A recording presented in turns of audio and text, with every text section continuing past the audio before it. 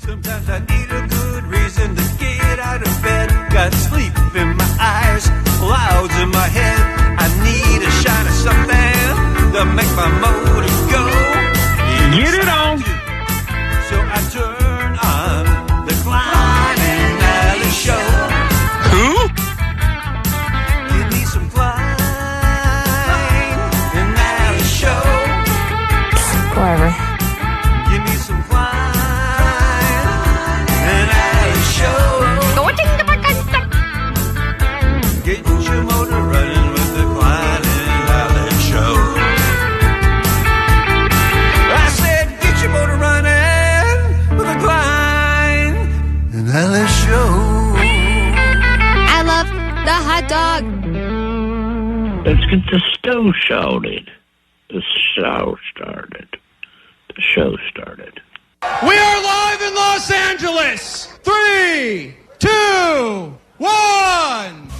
And here we go. Klein Alley Show. 106.7 KROQ FM in HD Pasadena, Los Angeles, Orange County.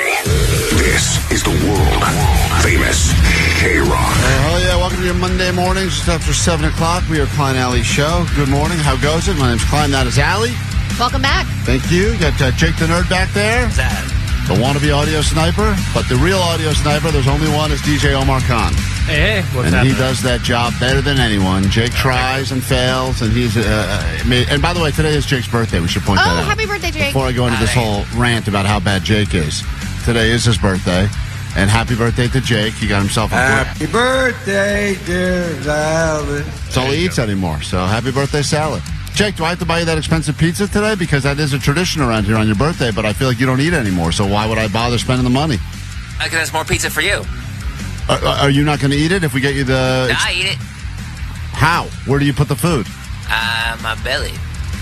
Yeah, but you can only have like one piece before you get full. You're still I only know. eating one meal a day. I know. I would only have one piece, but I still eat it. So I have So to get you the want to pizza. spend $80? You want Klein to spend $80 on one piece of pizza? It's an $80 pizza, so you can have one piece, and then what are you going to do? Bring the rest I'll home? take the rest home. I'll put it in the freezer. For what, though? For what day? I'll eat it during the week. You'll just have one piece of pizza every day for like 2 weeks. You know, it's funny. Like Yeah. 2 years ago, when I first did this for Jake, it was like a nice gesture, and then it became. It's become. I don't know why you even brought it up. It's become Just like don't do it. He brought it up. It's become like an obligation now. In fact, Jake actually said last week, he's like, you know, it'd be good for my birthday, lobster rolls. No. He brought that up again. He's like, Even that though would be we good. never paid for those, that was our boss. I know. But that, So why are the lobster rolls being passed down to us? It's not us. It's Klein. what? What? I just had to buy Vanessa's parking spot. I'm in the hole That this was month. you. You were the one who made that offer. I know. Well, she called me out. Wait, Allie, do you want lobster rolls on Klein? Whoa. I'm not buying you lobster rolls. I bought you a vanity plate No, over the I'm weekend. not talking about you. I'm talking about Klein paying for lobster rolls. I think Klein should pay for lobster rolls. Thank you. Wait, hold on. When did this whole thing happen? Yeah. Yeah, I'm in on that. Vanessa, you in on some lobster rolls from Klein? No! Yes, I'm out. lobster rolls. Let's put this into a vote, and I don't even think Vanessa's had a lobster roll. No, I don't like lobster. Thank you, Vanessa. Thank you. Finally. I She would- still wants one. Real Jesus. rich. That is definitely one of the foods that is the smallest but highest price point ratio. It's like It's like $35 for one Has anyone- small hot Right. dog I'll size. take two. Has anyone ever eaten one of those and been like, oh, man, I am stuffed? No. Everyone's like, all right, now we ate a lobster roll. I'm Now like, what do we eat for lunch? exactly, because lobster's not filling. Yeah. Jake, the answer is no. I'll get you your pizza. I say, Allie, you bought Jake that license plate, okay, Lexus? I did. He has that plate now? I bought it over the weekend. Oh, Yep. my I don't have it yet. God. I can't believe it. I'm so excited. It's great, but I don't know. It might be mailed to the previous owner, so he might have to do a drive of shame to go pick up the OK Tesla vanity plates. yeah. But they have been ordered and they are being created. Yeah, because Jake doesn't have the registration in his name yet. He bought this thing Yeah, through a very it says shady transaction. we're just going to send the license, the vanity plate, to the license plate's, registration address. Well, I recommend you listen to every dumb thing we say today because it could result in you winning a trip to go to Vegas, take care of your hotel, transportation, and also you'll be seeing Sublime there. And all you got to do is start listening to the show. Be a part of the show quiz that will take place during summer hours. A long way from now. We'll make memories between now and then. And if you need us, phone's open, 800-520-1067. Good morning.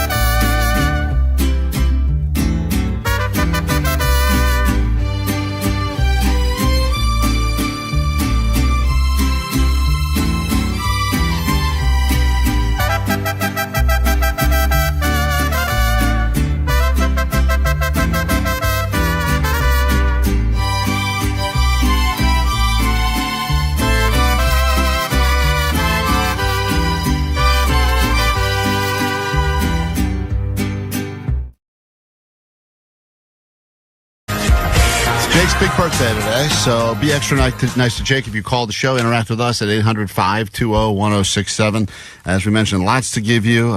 Big announcement coming up. Where will you be going to next as part of KROQ's Road Trip USA? Which band will you be seeing? I'll say right away, you'll want to see this band. And we will give you a chance to see them not once but twice. Plus, we have to give away that trip to go see Nine Inch Nails in New York City. If you're on the standby boarding list currently, hopefully you answer when we call you at some point, I don't know, in the next hour. Answer your phone. Any unknown numbers, blocked numbers, restricted numbers, possible spam numbers. Answer. It very well could be us giving you a trip.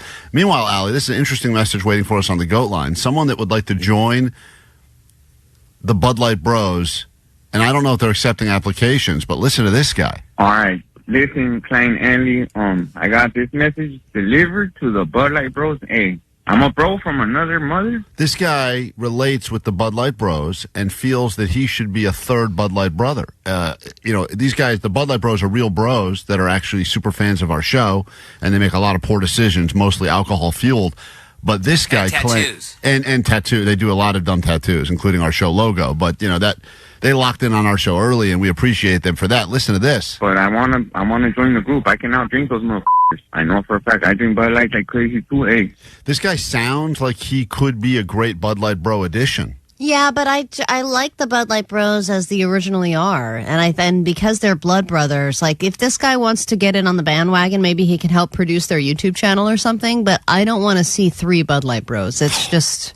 I disagree. I would like to see an double army vision, of not them. triple. What if all of a sudden it started 3, then 4, then 5, then we have at our next event we have 19 Bud Light Bros hanging out. We have a Guinness that's a record tailgate. for most Bud Light Bros to attend a single event. How many people can sit down and easily drink 36 beers in one sitting? This guy says no problem. but I'm way thinner than them. But with that said, get at me, Bud Light Bros, and KROQ, you motherfuckers, all you motherfuckers make my life happy, dude. Every motherfucking day. This is one of those calls where I can't tell if the guy's threatening to hurt us or he's a fan of the show. He's like, I love you all, make my life, but he's saying it in such an aggressive sort of way. Yeah, it feels it's like he's passion, attacking but you us. don't know if it's angry passion or happy passion. Right. So I think he likes what he's hearing, but I started the year bad. I f***ed my leg up, and I thought I was going to lose it, but now I'm back at work, and this guy almost had one leg. Imagine that, a Bud Light Bro with All one right. leg. Call back when you have one leg. That's way He more almost interesting. did, he said. He almost had one leg. Get out of here. you guys kept me through it. Happiest, like, hey, I love you guys. Keep doing what you're doing. Keep pushing. And again, Bud Light Bros, get at me, fool. Hey, we'll do a standoff, fool. Who can drink 30 beers first, fool, on a 30 case or a 36 pack, fool, the way we case, But all right, hey, I'm not drunk. I don't know. I don't know what you're talking about. This guy claims he can do 36 beers, no problem, and faster than the Bud Light Bros. I know this is not something the lawyers here would ever stand for, because this is one of those things where one of those guys, gets hammered and whatever, walks into oncoming traffic, gets hit by a truck. But I don't know if he can even stand. I would he can love, walk, yeah. I would love them to do this in an unsanctioned sort of way. If he believes he can feel like out Bud that's Light Bro, promoting what? Promoting what? They're doing this anyway. Incredibly big drinking problem. It's not a drinking problem. It's a way of life for these guys. For me, it would be a drinking problem. For them, it's a Tuesday. Right, but I think in 10 years when they have to get their liver removed, it's probably then they'll look back on this as a turning point moment. No Klein Alley way. Show endorsed their They were doing this long behavior. before they discovered us. We just happened to realize they have a talent here that we're exploiting. all right, hey, I'm not drunk. Oh, I'm a little buzzed, but it's only like, what, 8 in the morning or 9 or something? Oh, my God. Hey, with that said, Klein Alley, you rock, motherfuckers. Thank you. Gracias for what you do. Thank you. So Bud Light Bros, if you're interested, that guy wants to be a part of you. So that's exciting. Now, we always like it when we get new listeners to this show, but it's also interesting when the subgroups of this show get their new fans as well. I'm amazed when I hear people like this and they have jobs. They're like, I almost lost my job, but I'm back. Anyway, I have no idea what time it is. It's 8 a.m. I don't know what's going on. I should point and out I'm that- like, how are you employed? That message was left at 4:15 p.m., I should point out. So he was way off on the time, but still fascinated to find out what they do. We'll come back, give you $100 of Allie's money. It's easy money. Allie, as you know, is a hot dog eating champion. So to take her money would mean a lot for you and yours. And all you got to do is call now at 800-520-1067. 5 questions about the news. If you can do better than Allie, she will pay the people. And we do it next right here on KROQ. Klein Alley Show. KROQ. Klein Alley Show. KROQ. Need an accent. KROQ, we are Klein Alley Show. Warning, this next thing we're going to listen to is rather disturbing. Even more disturbing than the conversation we just got into with people that found out that their family was riddled with incest and Hitlers. This is Jake approaching people in the streets yesterday. An unexpected heat wave that blanketed the Southland, and temperatures got as hot as almost 100 in the valley. And even though Omar says that we are I don't over, think you're right on that, man. it felt like almost 100 in the valley. Okay. And there was a time when I had to put the windows down temporarily just to get some fresh air. Oh, wow. Jake went up to people to see if they were prepared by asking if he could sniff their pits, something that we call pit stops here at KROQ. And here he is with his own introduction he put together for the segment. Hey, it's Jake, and I'm on the streets of Los Angeles during the hottest day of the year, during the hottest time of the day, to see if people are willing to take a KROQ pit stop. Yeah, pit stop. Pit stop. Pit stop. Yeah, pit stop. So cool. So here he is approaching people and seeing if they were prepared by making sure they had on the right amount of deodorant for the heat we experienced yesterday. What's your name? Sage. Sage from where?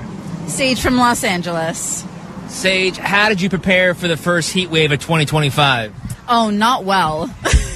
by having in-home air conditioning and on a hope and a prayer. What's your favorite hot activity to do? Swimming in the ocean. Finally, can I sniff your pits? What a transition. Those first two questions were just to lead to this one. That is something. That is It's all about the foreplay. How attractive is this woman? She's pretty attractive. She sounds attractive. Yeah, she's like swimming in the ocean. I mean, if you're going to go up to, do the pit stop, I mean, I would only approach attractive women. Well, let me tell you, this takes a weird turn before we get to the fourth person. Oh, watch out. Oh. Finally, can I sniff your pits? No. Oh, no. That took a turn. She wants no part of that. No, you sad man. Neither of us would enjoy that. You're right. This has been a pit stop on KROQ. Pit stop. There we go. No! You're making them do it? That's great. That's amazing. All right, moving on. Jake goes up to the first sweaty guy. That's the sound of her car getting away from him as soon as possible. Actually, that's a real car leaving Jake. Here's the first sweaty guy Jake found. What's your name? My name is Hiram. Hiram from where? City Terrace. Hiram, how'd you prepare for the first heat wave of 2025? I drink a lot of beer and stay cool. What's your favorite hot activity to do? I would say just chill at the beach. Finally, can I sniff your pits? Nah, bro, that's cool. Thank you for saying that. This has been a pit stop on KROQ. All right, cool. KROQ. Islos. Pit stop. Pit stop. All right, so he got a couple of. He didn't do the rear in that time. Now Jake did He was not. about to get punched. Jake did not only get nosed though. People started turning around, appreciating the service we're providing to make sure that nothing worse than being with someone that's got some rank BO because they forgot the deodorant up on a hot day. So Jake once again finally found some takers. What's your name? Trisha. Trisha, how did you prepare for the first heat wave of 2025? I was not prepared. I was zero prepared. That's why we're doing the pit stop, to make sure people are prepared for the next one, because all of a sudden, one of those days, you forget deodorant, you hope it's not a day where temps are getting close to 100. I thought it was going to be cold. No fans, no heating, cooling towels, nothing.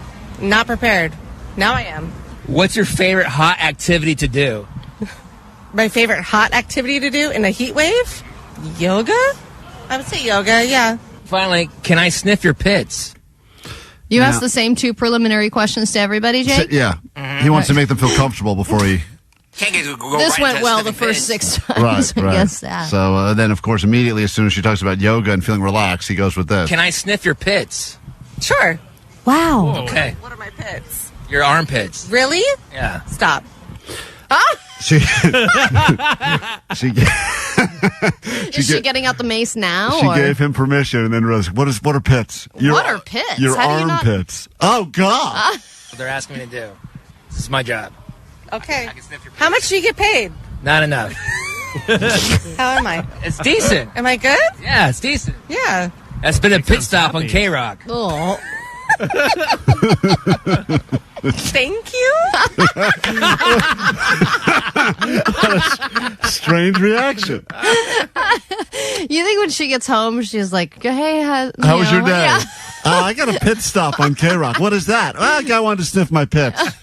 Now, we only have time for one more. I mean, there's a few more he's done here. I feel bad not airing all of them because Jake went through the trouble. But I do want to give you this woman, Joyce, because let me tell you.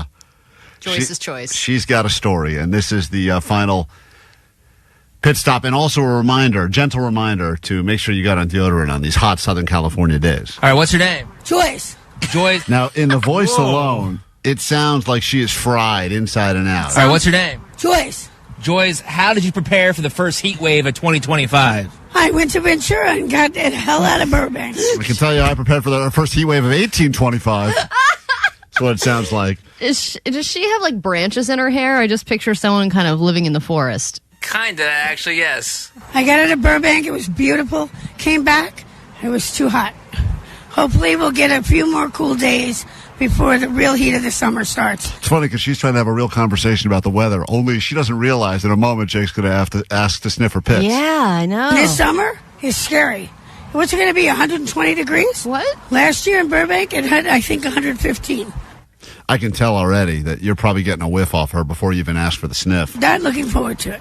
What's your favorite hot activity to do? Go to the beach, get where it's cooler. Finally, can I sniff your pits? Oh, they smell, sure. Oh, God. God, dude. They smell. Sure, like she gets asked this regularly. All right, fine. You too. Come on in. Here we go. This is Jake getting to know Joyce very well. Oh, they smell, sure. Kidding me? I'm sweating to death. Oh, God. Oh man. And he's like ready to go with the sniffer. She's hoping she says no, but she says, come on, get in here. I don't know how much they smell, but they sure are wet. Oh, my God, lady.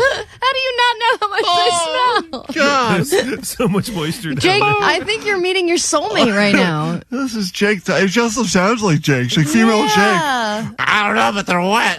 Mine are wet, Come too. on over. Oh, goodness. Oh. See? That's what happens when you get off a train in Burbank. That's what happens when you get off a train in Burbank? Apparently. What a great advertisement for the Metro. The perfect storm of smell. Public transportation, 100 degrees, Burbank. That's what happens when you get off a train in Burbank.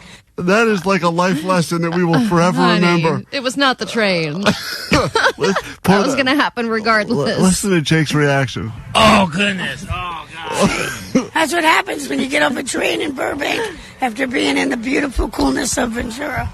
This has been a pit stop on KROQ. Oh, there you go, pit stop. You gonna wipe them now so that I don't have to carry them around anymore? What? Got a cool rag?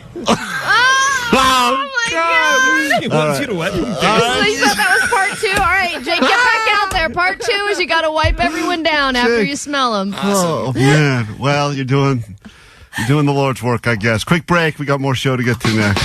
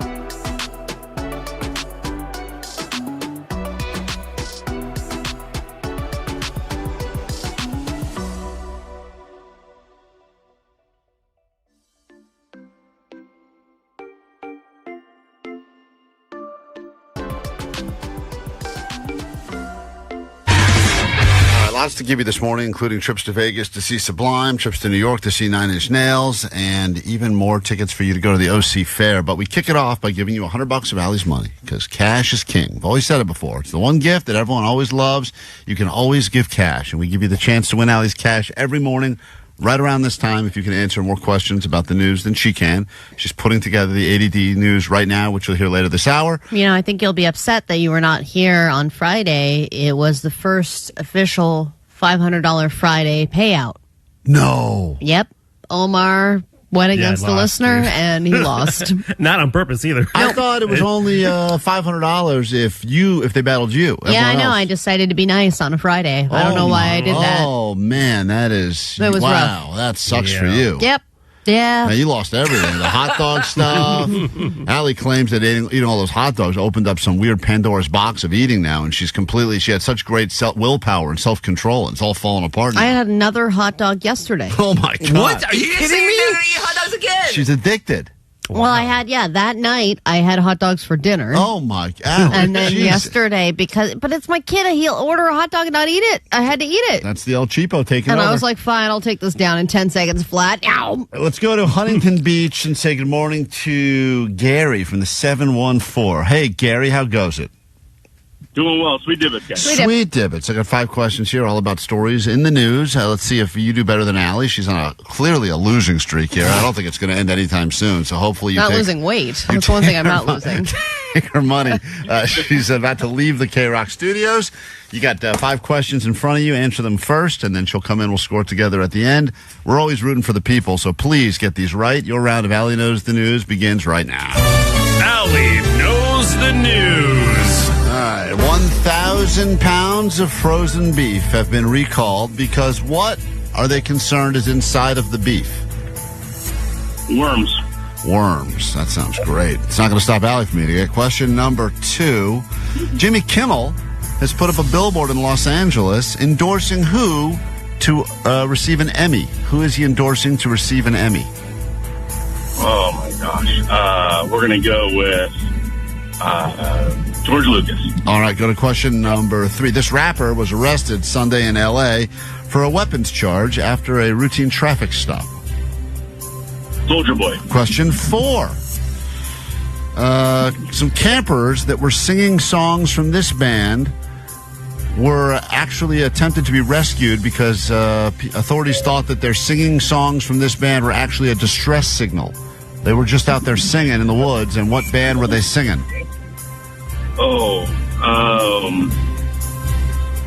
The Lumineers. And finally, I could see that. Research shows that using this every day could triple your risk of oral cancer. Doing this or using this every day could triple your risk of oral cancer. Mouthwash. Mouthwash. All right, let's bring Allie in. We'll score it together. This is all important stuff here. People learning. This is how some people actually get their news, believe it or not. No slant, no political slant here. Just giving you stories. Maybe not the biggest ones, but they are technically all news. Allie, you're battling Gary. He wants your money, and you've been paying out a lot lately. So here we go. Question number 1. 1,000 pounds of frozen beef has been recalled because they are concerned that it has what in there? My mouth. No, metal. Okay, metal. Hold on. He said worms, but the correct answer is metal. They're concerned. I know my meat. There is metal in the beef. That's all right. Down 1 early, but it can all turn around. We go to question 2. Allie's up 1-0. Question 2. Allie, Jimmy Kimmel has put up a billboard in Los Angeles endorsing who should get the Emmy. Steve Colbert. All right, now normally this is where the host goes, look at me, give me the Emmy, I deserve the Emmy, but because of the canceling of the Stephen Colbert Late Show, Jimmy Kimmel has put up a billboard to endorse that Stephen Colbert should get the Emmy. That is absolutely correct. Class act, former KROQ employee Jimmy Kimmel. We go to question 3. Allie's up 2-0. This rapper was arrested Sunday in L.A. for weapons charges after a traffic stop. Soldier boy up in there. All right, careful now. That sounded racist somehow. But That's that song. Yeah, but when you did it sounded wrong Well, for some yeah, reason. of course. He got that right as well. Everything I say sounds racist. He's on the board, and 3-1 with 2 questions left. The best you can do is tie it up. We go to question number 4 right now. Some campers had to be rescued because they were singing a song from this band, and the authorities thought that they were distress calls, so they came to rescue them, and then they said, we were just singing. What was the band whose music they were singing? Just got to think of maybe Rage Against the Machine, screaming out. He guessed Lumineers. The correct answer, which is so funny, they were singing Nickelback in the woods. Oh, and great. they thought it was a distress signal, so They can't be right in the head. This is what they do, you know how like people when they're freezing take all their clothes off? No one would be singing Nickelback if they were not okay. in their right mind. Clearly, they need us immediately. And final question: using this or doing this every day increases your risk of oral cancer 3 times. 3 times greater risk of oral cancer if you do this or use this every day, according to new research. A straw? A straw. That's interesting. He said mouthwash. This is not good news, potheads, but they claim that daily marijuana use is going to 3 times your risk for the oral cancer. Well, all the fun stuff apparently leads to the oral cancer, right? I mean, the weed, the oral sex. It is oral. I get it. All right, well, you didn't win, Gary, but we appreciate you playing. And what must you shamefully admit as Allie puts her $100 back in her pocket for now? This is Gary from Huntington Beach, and Allie knows the news. Tomorrow morning, you'll have another chance to take Allie's money. And if you didn't win now, like Gary, fear not. You'll have lots of chances to win stuff from us all show long, including some OC Fair tickets in a moment. And we want to ask you a serious question. Have you ever been on a ride when it malfunctioned? Because apparently that is a trend that is happening all over the place now. Want to hear from you next at 800-520-1067.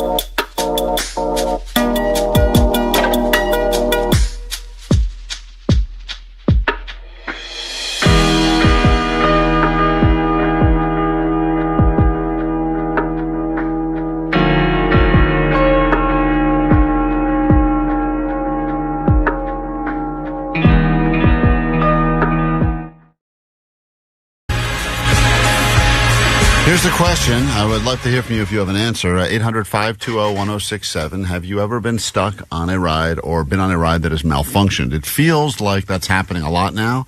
I don't know why this is. We go through years and years and years without hearing about anything. And then all of a sudden you hear about one thing, and then the next day there's another one and another one. And listen, I was just at the OC Fair. Nothing malfunctioned while I was there. It seems like a great place. You could have a good time.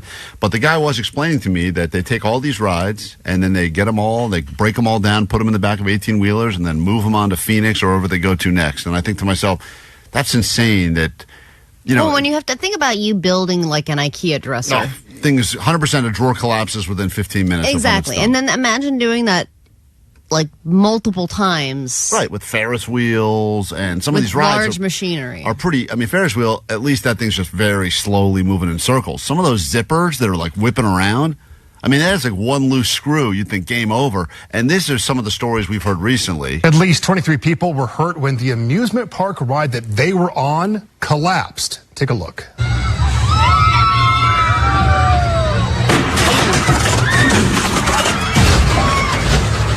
That doesn't sound good It at all. sounds funny, though. It's funny. It's like cartoon sound effect funny, but that does not sound good. Yeah, and, you know, in this scenario, it looked like people weren't going to die. Yeah, no one did, which is surprising. I think 4 got seriously injured. Most of the people, I mean, it looked like every single person on there would be donezo. But for whatever reason, fun.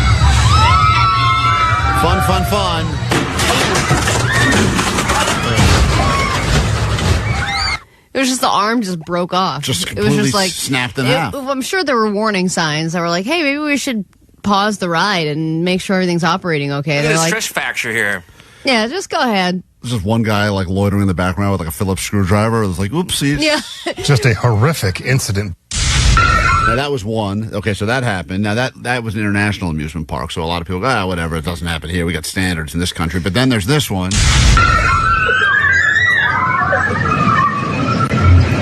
For the second time in 8 months, Knott's Berry Farm's popular Soul Spin ride malfunctioned and left thrill seekers stranded. It was a very different story last November when riders were stranded horizontally for nearly 3 hours. Oh. Man. Workers used a boom lift to rescue the riders. So doesn't that mean they were laying down horizontally?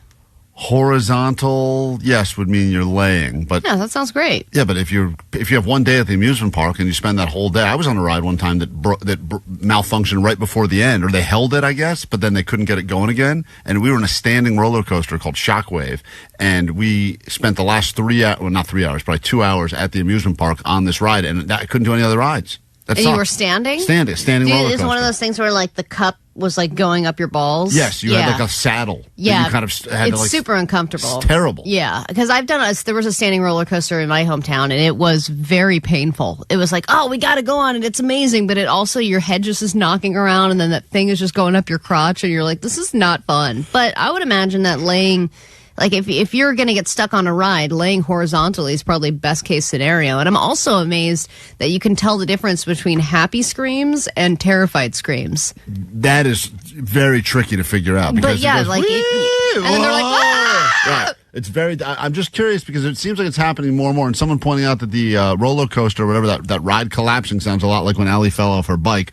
You be the judge of that. Say hi. It does sound a lot like it. That was when Allie fell off her bike. It's a very similar sound. Hey, Becca, you're on KROQ this morning. We do have tickets to give you to the OC Fair so you can experience good rides that will never collapse on you. What happened to you? Shout out Net Fingers. Nice. I was stuck on Small World for an hour and a half. Oh, my God, with that song playing the whole time? Yeah, and the reason is because it's a water ride. So same with Pirates. They want to do, like, the least amount for them to not get into the water and push the boats to safety, to, like, the safety checkpoints. So they literally leave you there trying to reset the ride. So you're just stuck with the Small World song over and over and over and over and over. There's no seatbelts on that. I would just jump. Yeah, at that point, you got to jump and swim to safety. At one point, I feel like a mom did because her kid had to use the restroom, and then they're like, get back into the boat, or whatever they said.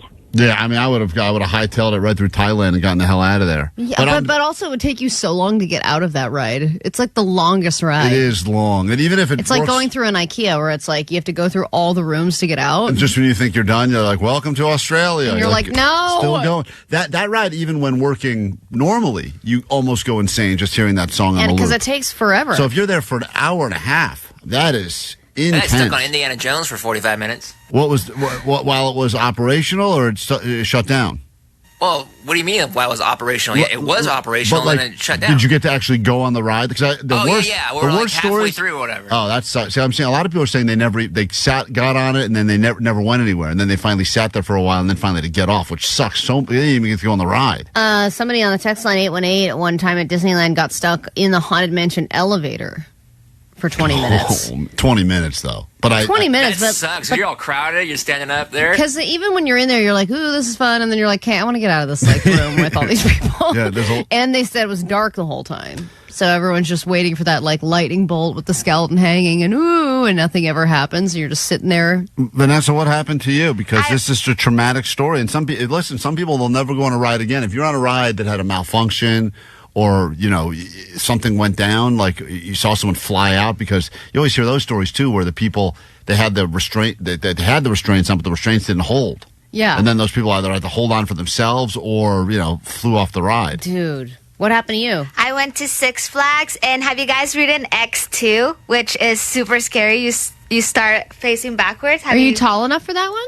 I am. I'm tall enough for all the rides. That's the ride I went on, and I vowed never to go on it again. Really? It's so scary. Yeah, that thing. Scariest. It's scary, dude. What happened to you, Vanessa? I waited it was like an hour and a half to get on the ride, and I was like, okay, let's do it. Like, I was brave enough. And right as we're about to get on the ride, something happened, and then they're like, okay, it's gonna be like another 30 minutes, but we had already waited that long, and I'm like, that whole time when I was like, should I still get on this ride? Like, it just malfunctioned.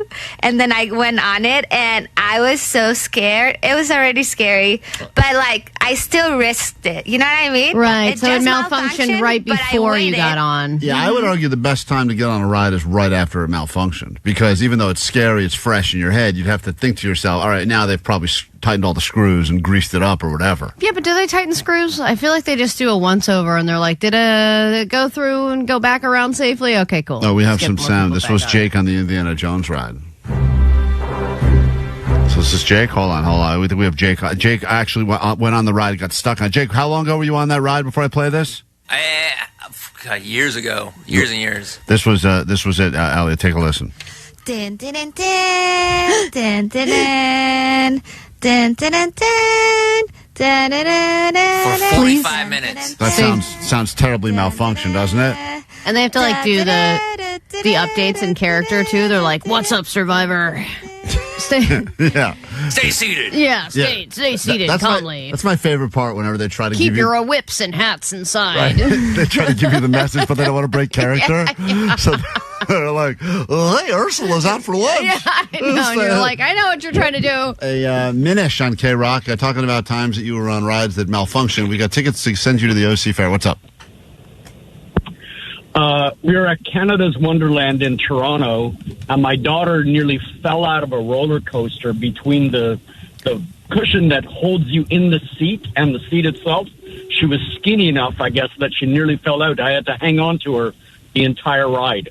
See, amusement parks are not used to people that are, quote, too skinny. They haven't... they haven't prepared for that. I was so skinny, I fell out of a roller coaster. I think when they're building all the seats, they're like, what do you think the average size of the people is going to be? That's like, my goal weight on Wasara.com. Yeah, that's right. All right, well, that's scary, though, when the ride is actually going and you feel like you're going to fall out. And for all the people, someone has to grab you? All the people that want to share with us stories of hats they lost and phones they lost, that doesn't count. I appreciate all the people that have claimed they've lost some valuable things, keys and phones and hats, but that's sunglasses, forget it. They're talking about your these were like close calls. Maria on KROQ, hi. Hi, good morning. Hi, what happened to you? So we went to Universal Studios, and I convinced my daughter to get on the Harry Potter ride by herself, and the ride got stuck right in front where the spider pops out, and she's terrified of spiders. Oh, so it just happened over and over? Yes, for like 20 minutes. That's exposure therapy right there. Yeah, exactly. Why did mommy make me do this? You just hand the 20 to the ride operator, say, hey, my daughter has a fear, we got to cure it. All right, Maria, listen, we don't have much time to go through these. Let's make it worth your daughter's while. We're going to give you some OC Fair tickets, all right? So you can go with her again, and hopefully she can recover from that fear, all right? Oh, that's so awesome. Thank you. Yeah, of course. Hold on one second. We'll give away those tickets. I wish we had time for all these stories because some of these ones are hilarious. 562 got stuck on X2 and said they got stuck for an hour right as they were about to drop on the first drop. Like, if you're at the top of the drop and stuck there for an hour, I think that's almost as bad as being stuck upside down in a loop-de-loop. It's a nice view. 714 has a theory that some of these amusement parks are doing this on purpose because they get all sorts of exposure when people get, quote, trapped on a ride. I think that they should do it on purpose. Well, it's like a Russian roulette kind of situation. Right. If the rides are like 100% safe, because that's the thing you always hear, people are scared to go on a ride. So I'm like, don't worry, these things are safer than driving, But every once in a while, hold on. Okay, hold on. Now, I gave away some tickets. All right, David, quickly, what's up? Hey, what's up, guys? Sweet Dibs. How you doing? What happened to you? Well, I was just calling because I was going to comment on Allie saying how being stuck horizontal might be a nice experience. Me and my daughter got stuck on Soul Spin at Knott's Berry Farm. Not this recent time that was that's been popular, but it was a couple years ago, and we got stuck horizontal, but we were facing down, so it wasn't really a comfortable experience. Oh, man. We were like that for about 30 minutes, and then they finally released the seats, and then we were sitting upright, but that was another 30 minutes. Jesus. Yeah, I guess facing down is way more uncomfortable if you're horizontal, because then all the blood's just like you're on a massage table, all the blood's just rushing to your face for that long. Just think of all the people can't breathe. Loading up on funnel cakes all day, just ripping farts, and you're just horizontally stuck between them for like that long. Yeah. Got to take a break. We'll be right back. When we come back, we have this trip to give away. If you're currently sitting on a standby boarding list, waiting to go to New York City and see Nine Inch Nails, answer your phone because we got that call to make, and your ADD news is happening next. They were very simple. Klein Alley Show. And they were mean. Mornings on KROQ. And also joyful. Klein Alley Show. Fun to listen to. KROQ.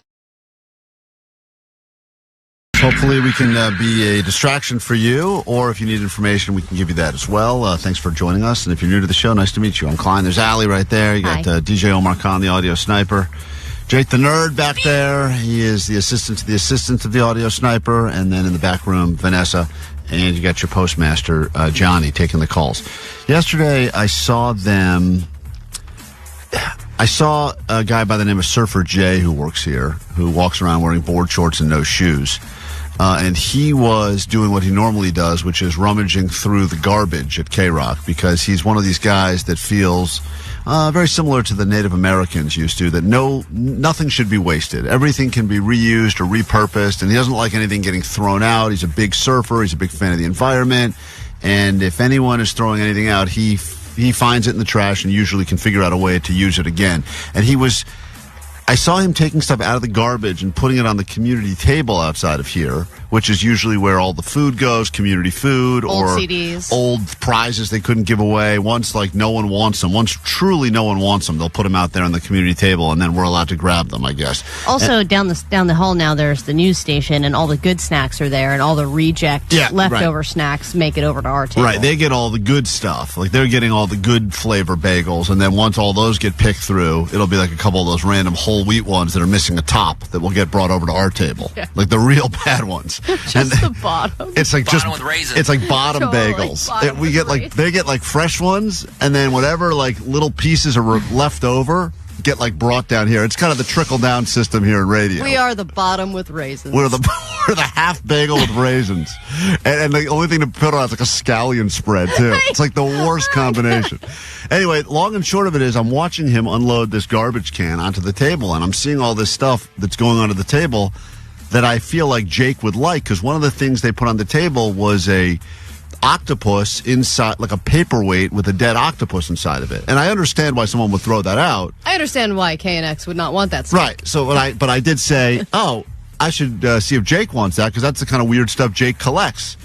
So I go to Jake and I say, hey, someone's throwing out this octopus paperweight. And I go, you want it? He goes, that's mine. I go, what do you mean that's yours? It was just in the trash. He goes, no, it's not. It's in a box of my stuff. Right, and everything was put in boxes because they had to change out the carpet in our office, so everybody had to box up their stuff over break. And I say, Jake, he thinks I'm doing a bit with him or something, where I'm like, Jake, I'm telling you, it's in the. I'm watching it being taken out of a trash can right now. If that's yours, it's in the trash. And he goes, no, it's in my box. So then we go to the office where he, quote, left his box of treasures, and it's a lot of stuff like that. I mean, Jake's treasures, as you know, are basically paperweights with dead animals inside of them. Yes, and he has a lot of clutter in his mostly little nerd clutter hole and in his Jake Shack, I would imagine. But all the boxes in our entire work office were nothing compared to all the boxes Jake had for just his weird stuff. Just his like tchotchkes. It's like, it's all stuff. It's all stuff. It's all stuff that if you were walking around any sort of a flea market or garage sale, it's the table you would skip without even thinking twice. Shark tooth necklaces. It's like everyone, if you were to take whatever your weirdest junk drawer is in your house and pour it on a folding table, those are Jake's treasures, right? So he's trying to figure out why his box of treasures made it into the garbage. And we cracked the mystery pretty quickly when we go to Postmaster Johnny. And Johnny claims, and I don't know what his reasoning for this was. Maybe we can. But Johnny, you claim that you took Jake's box of stuff.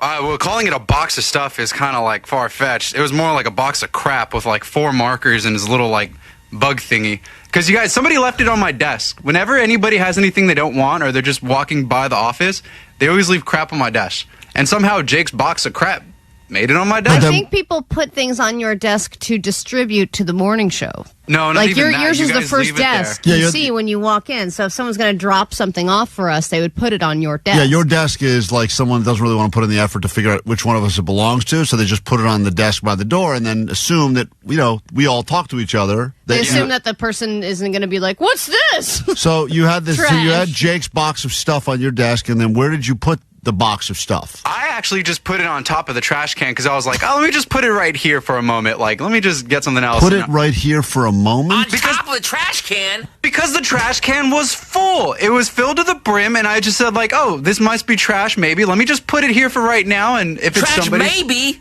Because I thought, like, if it's by the table of free stuff, like, somebody might look over here and be like, oh, more free stuff. You didn't want Put it in the trash. You didn't want. I put it on top of the trash, not in the trash. That's the same. No, It is the on same. top is different than in. No, it's it's not. Yeah, because it was outside of the brim of, like, the flat level of the trash can. It was, like, cardboard box poking out, and then It's like a touchdown if you cross the plane of the goal line. If you're if you're anywhere over the Plane, circumference yeah. of the trash can, it's trash. It doesn't And matter if it's on top. You said yourself the trash can was full. So I would assume somebody who would put things on top of the trash can, they're doing so because they can't fit it into the regular trash. Johnny, this is a serious question. I'm not trying to. You in your mind, you thought you were resting it on top of the trash can because you were afraid if you put it on the community table, someone would take it. So to keep someone from taking Jake's stuff, you decided to rest it on top of the trash can? Yeah, because I was doing something else. I was, like, multitasking, and I was getting water or, like, warming up my You food were or not something. multitasking. You Yeah, can't I even was. single No task. way. I forgot it, and I left it there, and I was like, oh, yeah, his stuff. And then I left it on top of the trash. Because I was like, hold on, let me place it here and go fill up my hydro flask really quick. So Jake got real upset because he thought that Johnny, thought all of his treasures were garbage, and Johnny's claiming that he did not throw it out as a spiteful move to Jake. No, but Not he at is all. also saying that it was pretty much trash. Yeah, but in your estimation, that box you did think was trash. There was, like, 4 Sharpies and, like, his, like, little jelly, like, bug thingy, and then, like, a little doll or something, and I was like, huh. That looks like, Trash. You think it's trash. It is trash, man. What you doing playing with little dolls, bro? You play with 7, bro. They're fun to look at. I guess, yeah. But the Sharpies were cool. Wait, but Johnny, you didn't think Sharpies were Johnny, you I took didn't. about 2 Sharpies, too. He had a black one and a blue one. Johnny, You took the stuff and then you threw my other stuff away. Johnny, Actually, sorry, I borrowed your Sharpie. I still have them on my desk. Johnny, you didn't look at that box immediately and say this is probably Jake's stuff. You just thought this is trash. Someone put a box of weird trash on your desk, so you moved it to the trash can. I thought it was his reject stuff because he started going through boxes the Got day it. before. So you thought that this had already been combed through, and that this is where Jake finally drew the line. Yes, I sir. feel like you're making up this excuse as you go along. So, Jake, are you happy to have your dolly back? I don't know what doll he's talking about. I'm glad to have my paperweight with my. It's a jellyfish, not an octopus, by the way. But I'm happy to have that back. Whatever, dude. I mean, the fact you're defending it is to be honest, I thought we'd all SO all over Johnny for throwing out your stuff. Now I feel like I'm on Johnny's side here. It feels like the more you talk about it, We should just throw it away. the more I'm convinced this was trash. It's not trash at all. This is stuff You that were going through your stuff, and that was left over in the box. It was the final box that I needed to go through, but because I had a bunch of stuff to put in the nerd hole, so I was almost done. You know, there's all these lists that are circulating now about things that should be donated and things that should not be donated to the victims of the wildfires, and I feel like everything in Jake's box is on the list of things to do not donate. I think everything Jake owns. Right, it's all like stuff that people are attempting to like declutter. So like, I'll just take my box of unwanted paperweights and bring them over. They'll help someone, and they're saying, please stop bringing us crap that is not going to help people rebuild their lives. But even Jake wouldn't donate it. No, of course not. No, he loves it. There's a couple rocks I could donate. Okay, thank you. It's the one thing we don't need. Rocks. We don't need that. So, according to Johnny, be careful because anything that he puts near the trash or on top of the trash could be taken away. That's not a defense. Putting something on top of the trash is the same as putting it in the trash. That's 2 different things. 2 different things. Putting it on top is very different. News in just a moment. Then we got to call and give away this trip to go see Nine Inch Nails in New York City if you're currently on a standby boarding list. And if you're not on a standby boarding list currently, we're going to get you on one. A big announcement. Which band will you be seeing next and where will you be seeing them? Trust me when I say you will want to get on this standby boarding list. The big announcement all coming up very soon here on KROQ. But first, go ahead. Hi, who's this? I used to work as a flag ride operator. Were you operating the real rides or like the kiddie rides? I was operating a little bit of both. When you hear about all these rides malfunctioning, did anything ever happen like that on your watch? Yeah, so it happens from time to time just because things get tripped on, like the sensors. There are so many sensors there that it can get really, really hot, and the park will just modify them to kind of like tweak them to make them more reliable. So the idea that someone's going to fly off a roller coaster or the ride's going to collapse, that's rare. Yeah, it is rare. I mean, I have been stuck in testing before in the morning, but most of the time, by the time that people actually get on the ride, they are more reliable than kind of driving or flying or anything like that. You would agree, though, that most of the people who are pressing the buttons on those rides are extremely high. Yep. Okay, great. All right, at least we can agree on that. So now we know. Wonderful. I hope that they are. Right, It looks like the most boring job. Seems boring. They seem like they hate their jobs. I like when they most do. of them. I like when they all do like the thumbs up to each other, though. Like when the guy hitting the button gives the thumbs up to the seatbelt checker, and they kind of like agree together. It's almost like they're like going to launch a nuclear weapon. Yeah. They give the double thumbs It's a up. moment of feeling like Then I feel you're... pretty great. Let's get into your news now that a brand new hour of the show can officially begin with lots to give you this morning on KROQ. And by the way, we start now. Grab your Adderall. It's time for ADD News. So Steve Colbert feels like the sacrificial lamb of late night after the news broke that The Late Show is being canceled. Many hosts, past and present, were speaking out, supporting him. Obviously, a lot of the current late night hosts have been the most vocal, and Jimmy Kimmel has taken it to the next level. And he has put up a billboard saying that when it comes to this year's Emmys, though he is nominated, he is voting for Steven. That's what the billboard says. I'm voting for Steven. And Colbert, Kimmel, and The Daily Show are all nominated for Outstanding Talk Series for this year's Emmys, but The Daily Show was kind of the favorite to win. I think they won the last 2 years. But now with The Late Show being canceled, it's likely, everyone's kind of turning their head to Colbert and going, hey, this guy should get an Emmy, especially because it's going to be his last year. And as usual, Kimmel is winning the Nice Wars because he always wins the Nice Wars. But Colbert is going to be playing a late night host in a comedy crime series. So he's still going to be doing late night. It's just fictional late night on a crime comedy series. This is the downside of the reality of the current situation. It will affect us too, Allie, is that if people are not listening or watching late night shows, and that's the thing, they've looked at the audience. The audience has shrunk so much so that they can't make as much money as they used to make. Those shows crazy expensive to put on a daily basis. We put on a daily show for 4 hours. They do a 1 hour show. They have 40 writers, I think a staff of 200. Yeah, it's very expensive to produce that show. Yeah, we have a staff of Jake the Nerd. Yeah. No, we got Omar and Vanessa. Yeah, I'm saying we're a very... We got a Ginger running the live stream. We're a very small operation, doing 4 times as much content on a daily basis. Very budget friendly for sure. But for the company. Our show costs 1/1,000,000th what it costs for them to put on that show. And so it's important that you guys keep listening and downloading and all the stuff we ask you to do, showing up at the events, because that is the difference between us sticking around and us getting canceled as well. Because eventually, it doesn't matter if you're liked or if whatever. They just go, nah, it's just not making enough money. Bye. Well, You're and out. Cross you off. the way that people watch television is so different now. I mean, yeah, people in the morning, they have their own routines, but at late night, a lot of people are doing other things or they're sleeping, and in the morning, they just want to catch up with clips. Right. So the people who are watching live has really dwindled over the years, where it's like, oh, cool, if they interviewed Dakota Fanning, I'm just going to go check that out the next day. I don't really need to stay up for that. It's another A-lister on Allie's list. Move over Joshua Jackson. We got Dakota Fanning there as well. She just seems like someone who'd be a guest host. I would love Allie to book her hypothetical talk show. It would be a real skipper. Cancel before it starts. Yeah.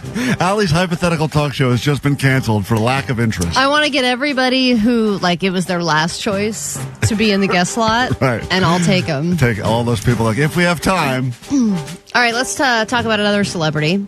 There are a lot of celebrities with legal problems this year, but Gary Busey's legal problems are by far the most entertaining. He's a creep, that's for sure. He grabbed a woman's butt at a fan convention where they were all taking pictures with him, and he decided to do that without her consent. That was a problem. his hearing took place over Zoom, and hearing was not something he was good at. He didn't seem to know where he was or what was going on ever. Okay, Mr. Boosie, please state your name and raise your right hand for me. I know, Hold on. right? Give that man some respect. Mr. Boosie?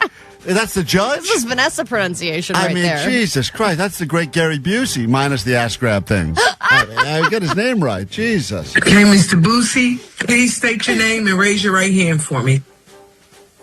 State your name. State your name. State your name, sir. My name is William Gary Busey.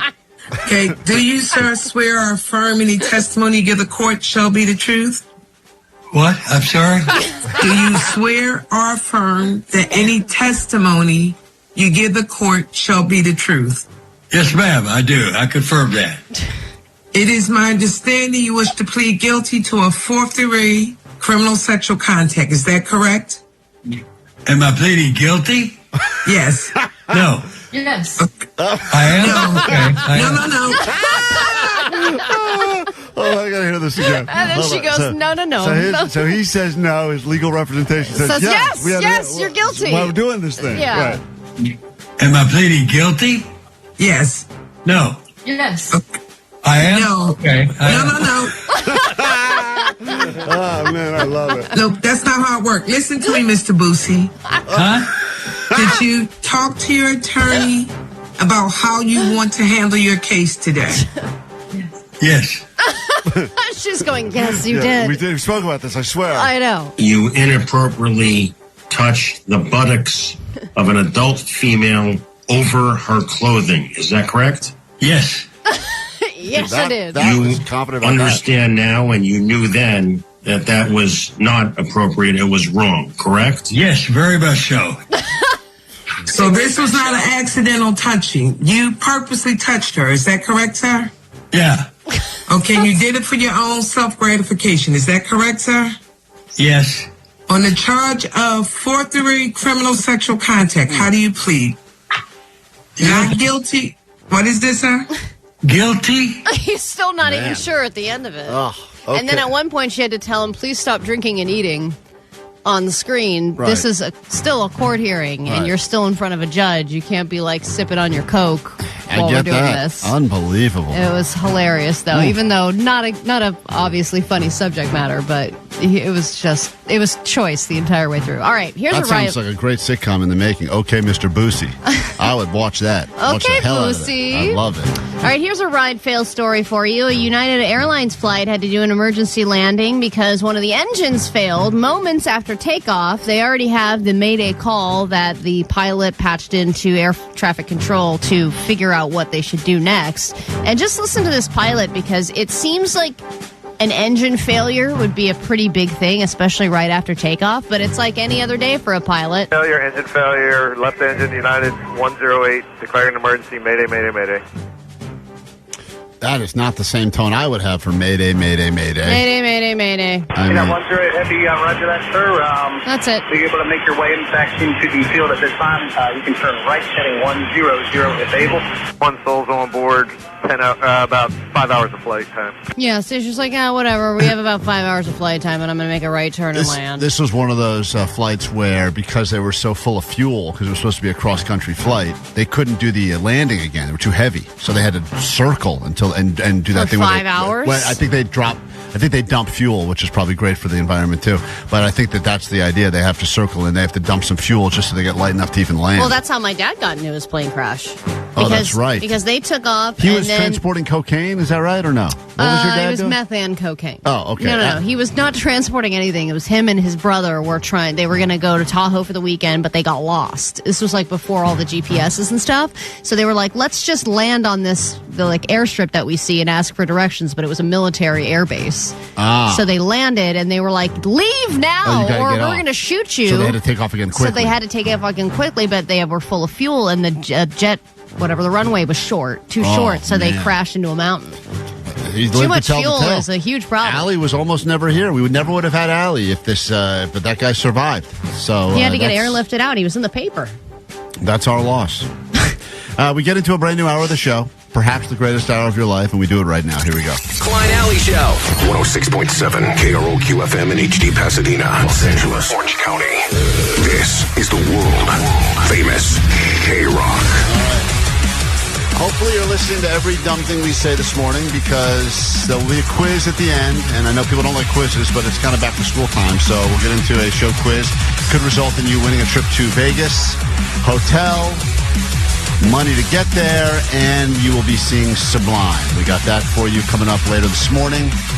Right now, though, we have to give away this exciting trip, Allie. We've been got a lot of people on the standby boarding list that would like to go see Nine Inch Nails in New York City. So, let's do it. After Allie talking about a Mayday story, let's go ahead and give away some air travel. That seems to be appropriate, right? Oh, yeah. Hey, they're all fine. Yeah, I get it. Every soul on board made it. And then we have the big announcement. Where will you be going to next? This is all part of KROQ's Road Trip USA. If you haven't planned any summer travel, you're running out of summer. So let's go ahead and give you something to travel to get excited about. Allie, listen, there's people that have qualified. They're on a standby list, but they have not yet received the call from us. So as soon as you hand me the piece of paper I need, thank you for that. Here As we go. you know, Allie, there's a lot of people on this list. I'm just stalling here. You almost got another moment with Klein. That would have been terrible. I wish I hadn't given you that piece of paper. Well, I guess Vanessa put it in your stack instead of my stack, so I don't have it today. I guarantee you it's in your stack. Look through my stack. It's not there. I didn't get the stack. She only prints out one of these. She gave it to you. It's a Vanessa mistake. Don't put that on me. But I will play you this great moment with Allie that took place on Friday when I was not here. Take a listen. And now, a moment with Allie. Move over, Love Island, and make what was for make war for love. Make room for Jesus. That was a moment with Allie. It's like you've never read before. That's amazing, right Well, there. it's because you had a bunch of typos. Don't blame it on me. Let's go ahead and give away this trip right now. Someone's pretty excited. They will be, at least, if they answer our call. And if not, we make our way up and down this phone list until we get someone that actually answers. We are going to call right now a listener that is on a standby list, a list full of names. Let's go ahead and call. Hold on. Sometimes I'm afraid I'm going to call someone that's not even on the standby list because I have a hard time dialing regular numbers. Yeah, sometimes you just, in the back of your mind, you just start dialing a number that you know. I hope this person even picks up. This is someone who should be on a standby list right now to go see Nine Inch Nails in New York City. If they answer, they're going to go on the trip. If not, we call someone else. I also may have misdialed. No. Are you calling your cable provider? Your call has been forwarded to Oh, that's such a bummer. That could have been a great moment for that person. We move on, Allie. We got to give away this trip. So who's it going to go to? Anybody who's willing to answer an unknown number, that's who. We told you ahead of time. This is part of the deal. You got to answer. And this sucks. If you're in a canyon, you miss our call, we just got to move on. This trip, we got to give it away or else we can't announce the next one. And the next one's where it's at. So here we go. We have plenty of other things we have to move on to. Hello, I answered. Hi. There you go. Is this Sasha? Yes, this is Sasha. All right, you're Klein and Allie. We're live on KROQ. You're currently on a standby boarding list to go see Nine Inch Nails in New York City, and we're calling to give you the good news. You're packing your bags and going. Oh, yes, awesome. Hold on Thank you. You're very welcome. Have you been to New York recently?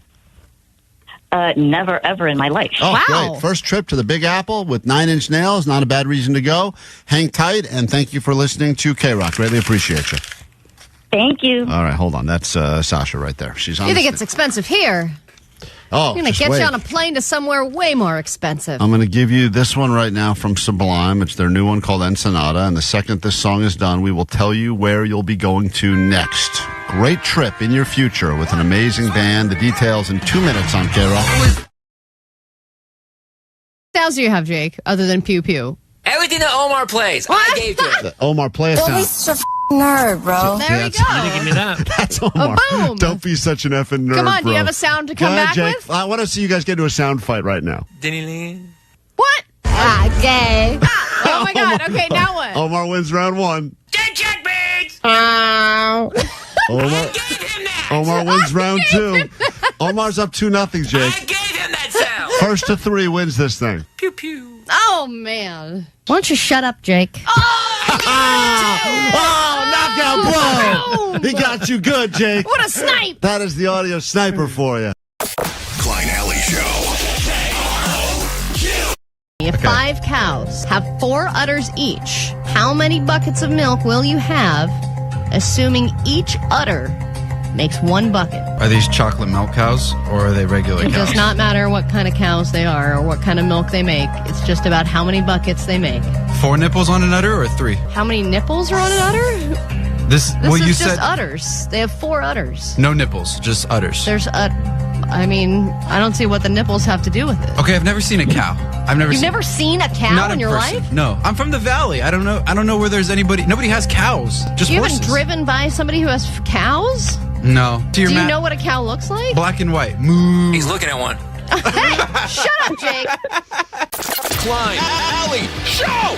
Mornings on KROQ. 106.7 KROQ. This is the big product of 2025 for the Fair Circuit. Chicken Charlie, the cone of beans is something. This is something that you created. Allie's, by the way, on her 5th bite in a row right now. She And hasn't it seems stopped. this year will be the summer of beans. The summer of beans. Wow. I mean, who doesn't like beans? It's just because the beans are spicy. And then the queso, I can taste the queso mixed with the beans and the shredded cheese.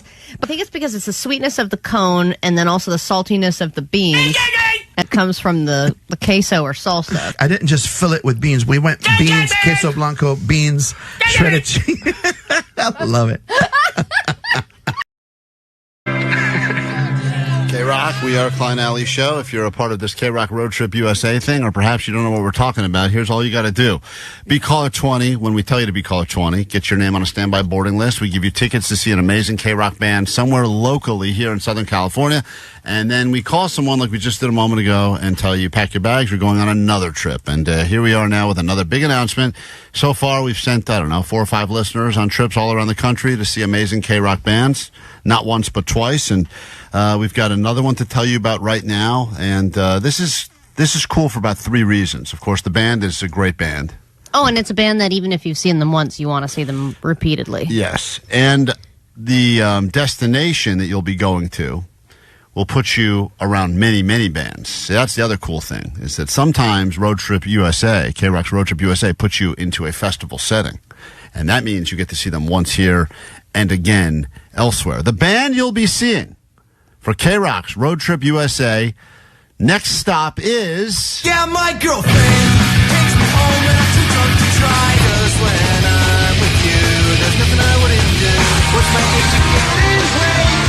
Till I got home, all the small things that's happened once again. I'll turn to a friend. We fell short this time. Your smile fades in the summer. Fell in love with a girl in the rock show. She said what, and I told her that I didn't go.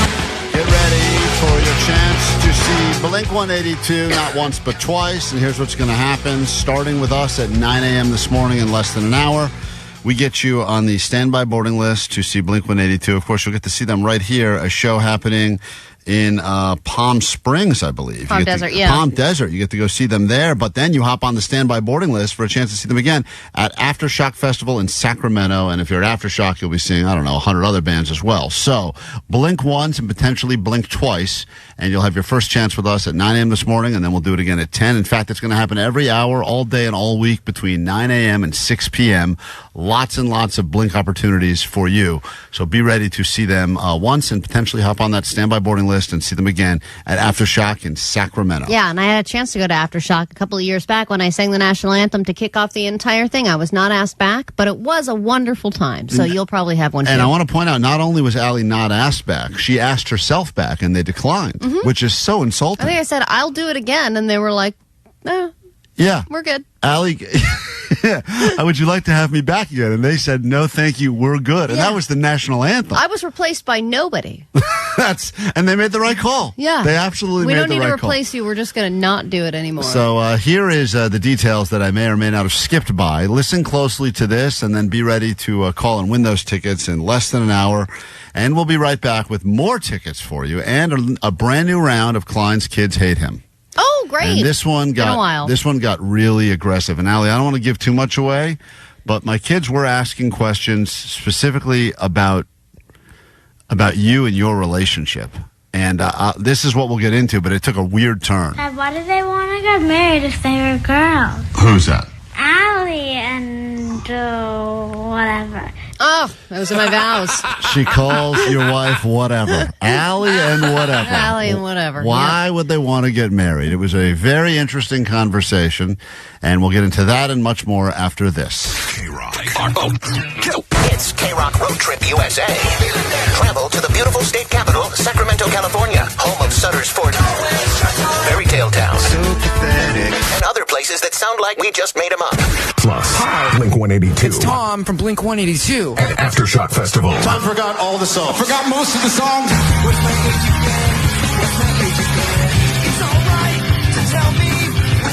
Listen for your chance to win tickets to their show at Acrisure Arena. I gave it all. I don't have anything left. Then get on the standby boarding list for a shot at the grand prize to see him again at Aftershock.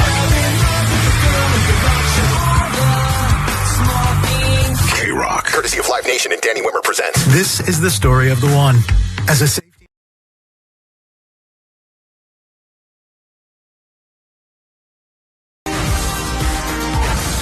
That's Jake driving back to California. Oh, there he goes again. It's KROQ Klein Alley Show. Just at some point in your life, you will be asked, sign here if you want the insurance, or click on all these boxes and sign there if you would like to ignore. And you make a decision in that moment. Am I going to bet on myself? Am I going to bet against myself?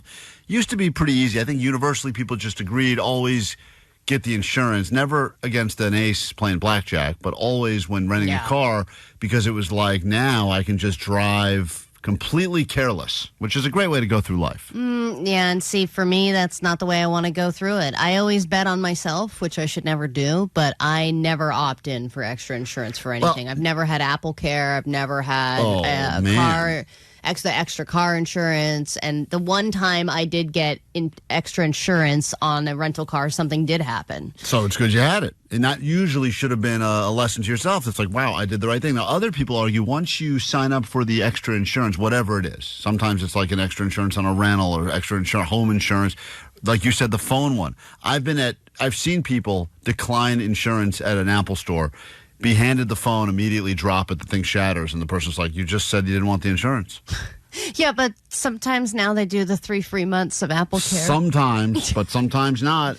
And every time I'm on the phone with somebody and in customer service, and they're like, did you have insurance? And I'm like, I'm not sure. And they're like, well, let me check for you. And the answer is always, no, you did not. And it's such a dejected feeling when you're like, God. Oh, yeah, when they do that check, and you're like, I know I didn't, but maybe there's a mistake. Yeah. Because Apple, you talk about like Best Buy, too. They'll do that thing. You buy anything at all, buy a TV. Or an extra warranty. Right, and they kind of explain to you on the phone, like, on average, if something goes bad here, on average, repairs are going to cost you way more than you're going to pay for this thing. So you kind of get like talked into.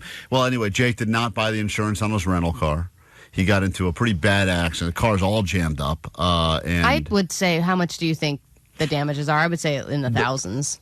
Oh, for on sure. Jake's Definitely car. in the thousands. Yeah. You do anything to any car, you're starting at 1,000 now. I mean, I don't even think you can get anything under 1,000, no matter I'm what the car surprised is. he was able to make it home, because I thought during the road trip, the front bumper was going to fall off. Yeah, it kind of looks like the place it was hit is a very... I did get in a car accident that was hit in that exact place, and it totaled the car. Even though it didn't look that bad, it's about where it was hit. And if they have to replace enough stuff, they just call it total. I put some tape on it.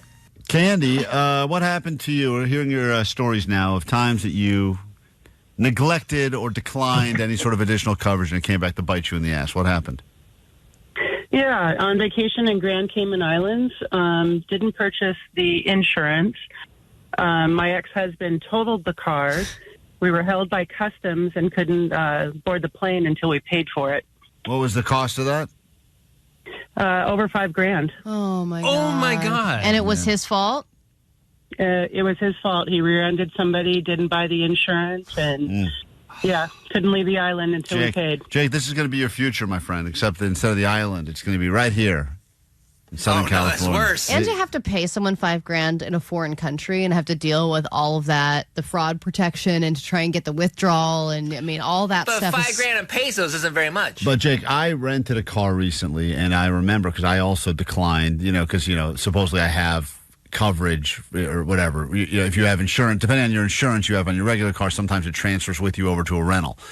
And the guy said, I understand a lot of people say that. He's like, just so you know, though, if you get into any accident, even a minor thing, and you decline all of our insurance, you have to pay up front until you figure out how to get reimbursed later. And sometimes that could take months, years, whatever. Crap, I didn't know that. That's what they claim because they want to. They want to peer pressure you into the insurance, Right. and they get real.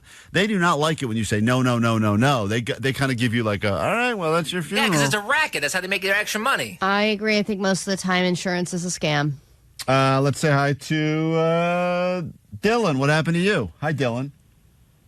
Hi, yeah, you kind of talked about it already, but I dropped my phone off to get repaired because I already cracked it. Then as soon as I left, I dropped it again and cracked the screen. Now, did they give you the option when you got it repaired? Hey, you want to throw the insurance on here? Because it's insurance, they'll fix it for like $30 or whatever. But if not, it could cost you a couple $100, right? Yeah, it cost me a couple $100 both times. Oh, man, but still no insurance. That's people, true. People are proud of themselves. Double down. Someone on the text line said I denied insurance on our phones, and then my husband ran over his phone with a lawnmower, and it exploded. Yeah, I should have the insurance. That's right. Such a funny way to go out for a phone. Christina on KROQ. Jake made a decision that will probably cost him thousands of dollars by not checking the box that said he wanted insurance on his rental car, and then he got into a big car accident yesterday. You can see some of the pictures of that all up on the socials at Klein Alley Show. Luckily for some people, he's alive right now, and in fact, I think this is why, Allie. I don't know if you heard this. Hi, this is Clarence. I'm Jake's guardian angel. I was at the scene of the accident yesterday, and I was supposed to take Jake, but I just saw his poor little dog on the passenger seat, and I thought, if I take Jake now, who will trot poor little Kibby around everywhere they go in a baby Bjorn? So I couldn't do it, and now Jake is going to be living the rest of his life still begging for sex with his girlfriend, and I'm going to get fired. Okay. So I don't know if you guys are hiring over at KROQ somebody with some guardian angel skills. No. Klein, I'd be a very good guardian angel. I might be able to help you win some of those prop bets you make. Thank you. That's Jake's guardian angel was Yeah. looking over him at at the scene of the crime. Clarence has to take someone else now, an innocent child. Yeah, they're going to have to he's going to have to murder a child now because he kept you alive, Jake. And by the way, your plan was flawed from the beginning because there's so many people that say, you drove to see the eclipse. You didn't. This was just the cherry on top of the depressing Sunday that was his last few days. Hey guys, listen about Jake's trip to Texas, and it got me thinking about the last time I rented a car. Going over in the allotted miles was like absurdly expensive, like 40 cents a mile. I think Jake's math is off. I don't think he calculated for gas and rolling over on the mileage. Yeah. I'm assuming like $1,000 extra. Oh. He probably could have just flown there, paid the surcharge for flying there, and would have been cheaper, and he would have been back already. Jake, all right, guys, 3 dibs. Thank you. Thanks. Will you record yourself bringing back that car today? Because I do not think it's going to go well. I think there's going to be a lot of charges you didn't know about. There's going to be a lot of paperwork you're going to have to fill out, and you're like on 24 hours without sleep. Oh no! So, is there such a? They didn't tell me anything about like max mileage. Well, dude? The amount of fine print that they show you when you rent a car, and none of us read it, so I'm not judging you for that. No, because no one wants to be in the rental car place longer than they have to. Right, so it's just check, let's go, keys, and then even when they do the old walk around and make sure there's no damage on the car, and everyone's just kind of half, Yeah. But you are going to be you are in for a rude awakening later. I'm not even. Or listen, it's going to be like, yeah, just bring it back, no problem, and then the phone calls start. Yeah. Hey, what about this? Hey, what about this? I'm going to guess right now. We can all place our bets. What that total is going to be between the mileage and the damage and everything, but I think Jake is going to be in the $7,000 range. That's what I was thinking too. $7K. So what do I do? Do I get my card decline right now? Like cancel my card right now? They have your card on file? Yeah. Should I cancel it? Yes. Yeah.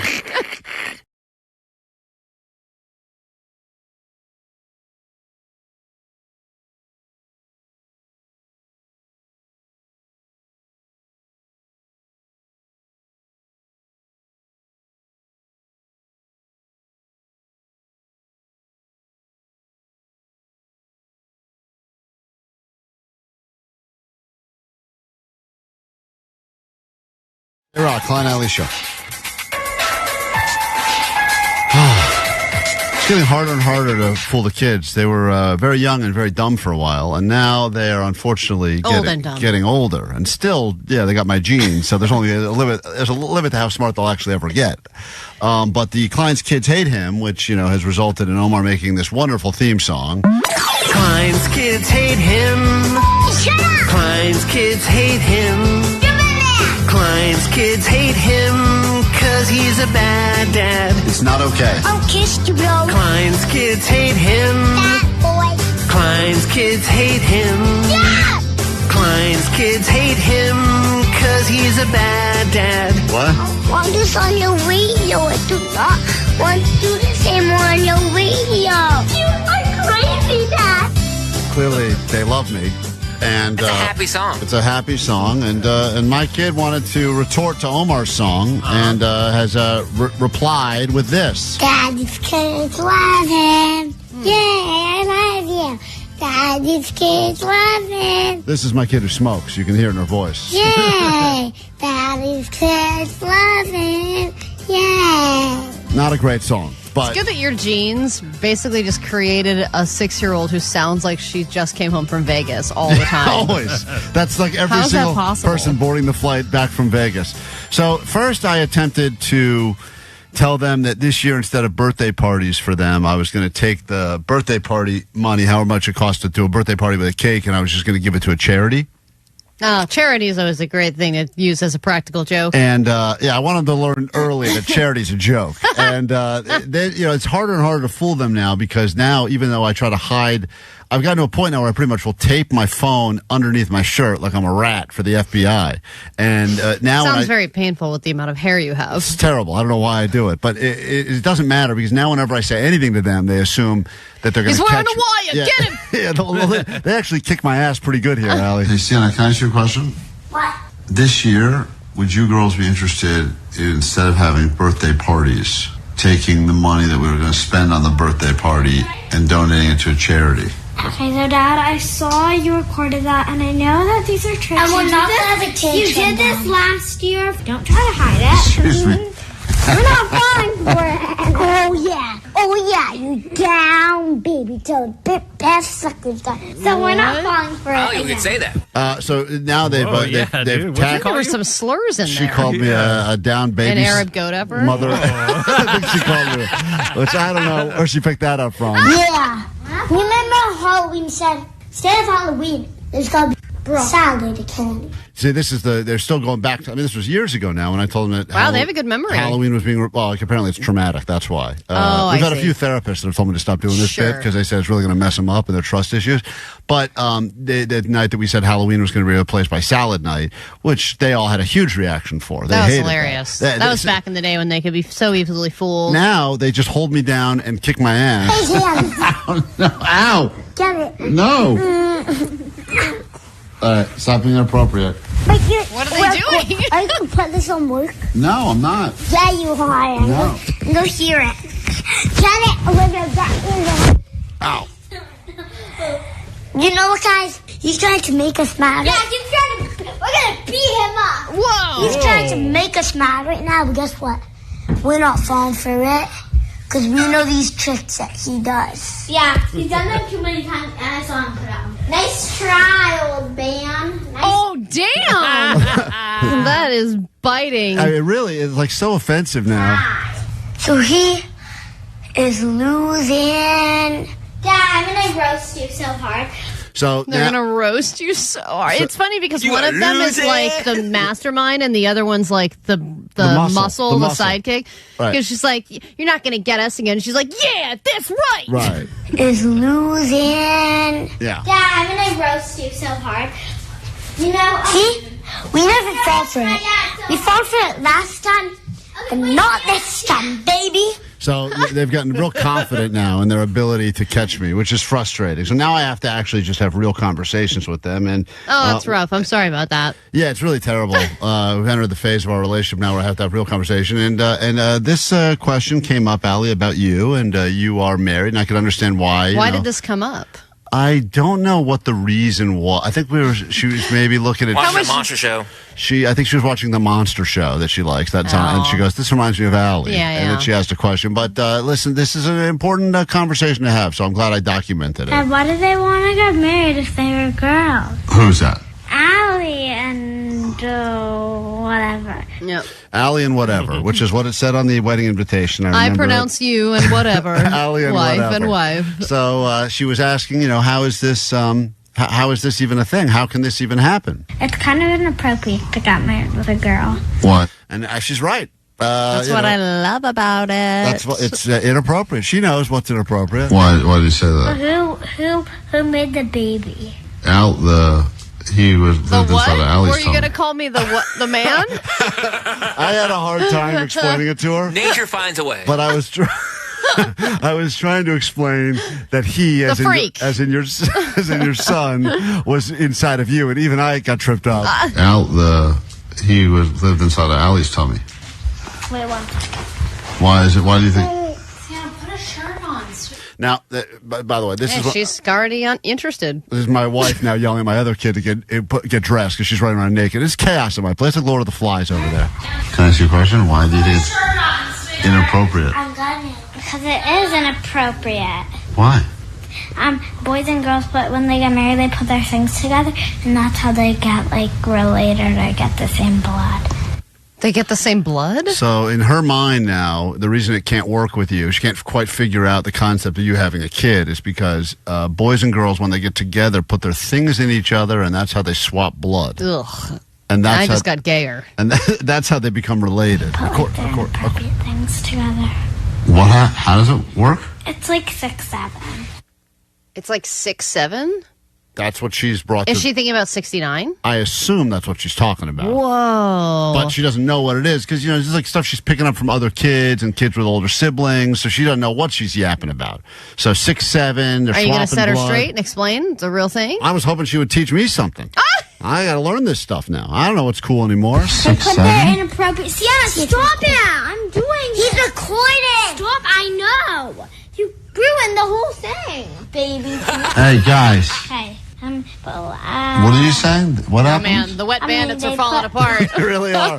There's turmoil. The muscles fighting with the brains. I told you. The operation. So boys and girls, so just say, I think you did this. Mom put her thing and you put your thing, and then you put them together, and then you get the same blood or something, and then you make the baby. It's like 6'7".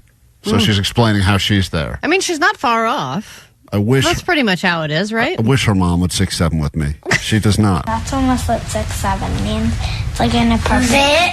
6'7", very inappropriate. There you have it. Oh. It's another exciting, eye-opening round of Klein's Kids Hate Him. This time, a lot of fighting going on. Why don't you really explain what lesbianism is? I'm not ready for that conversation. What the? Come on. Aren't they like 6 and 8 years old? They're going to find my browsing history soon enough, and they'll learn. And they'll know what all kinds of numbers mean. And they'll know what everything is. We got tickets for you, and we'll do it just after Miles Smith. Trust me, you want these next on KROQ. Time stood still, just like a photograph.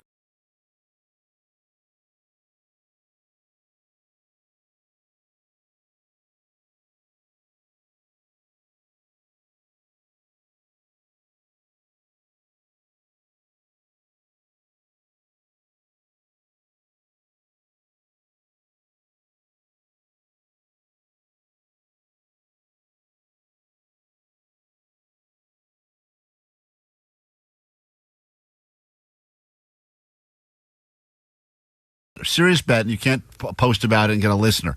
If you just pick any time of day that you want to try to hitchhike from this radio station back to your house, which is only 4 miles away, I don't think you're going to be able to do it.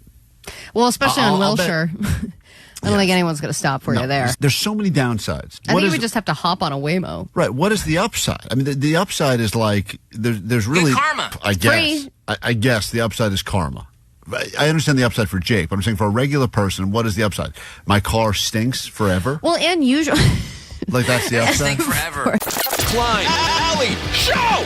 Mornings on KROQ. 106.7 KROQ. Our very own Jake the Nerd is about to get involved in a threesome. Not a threesome. It's an ex of mine who is married to one of my other good friends who told me that she's in an open marriage. And she made the point to say at the beginning of the conversation that he is bisexual. Which I did not know that. Right. But she led with that. If she's saying at the beginning, my husband is bisexual, by the way, we're also in an open marriage, you don't think that means that both of them would be involved? Possibly, but I mean, I'm not into that at all. Well. But what if she said, all right, if we want to keep doing this, he's got to be there in the corner. Jake, you better be into If it. he wants to watch, if he got me drunk enough, he could watch. Oh, gay.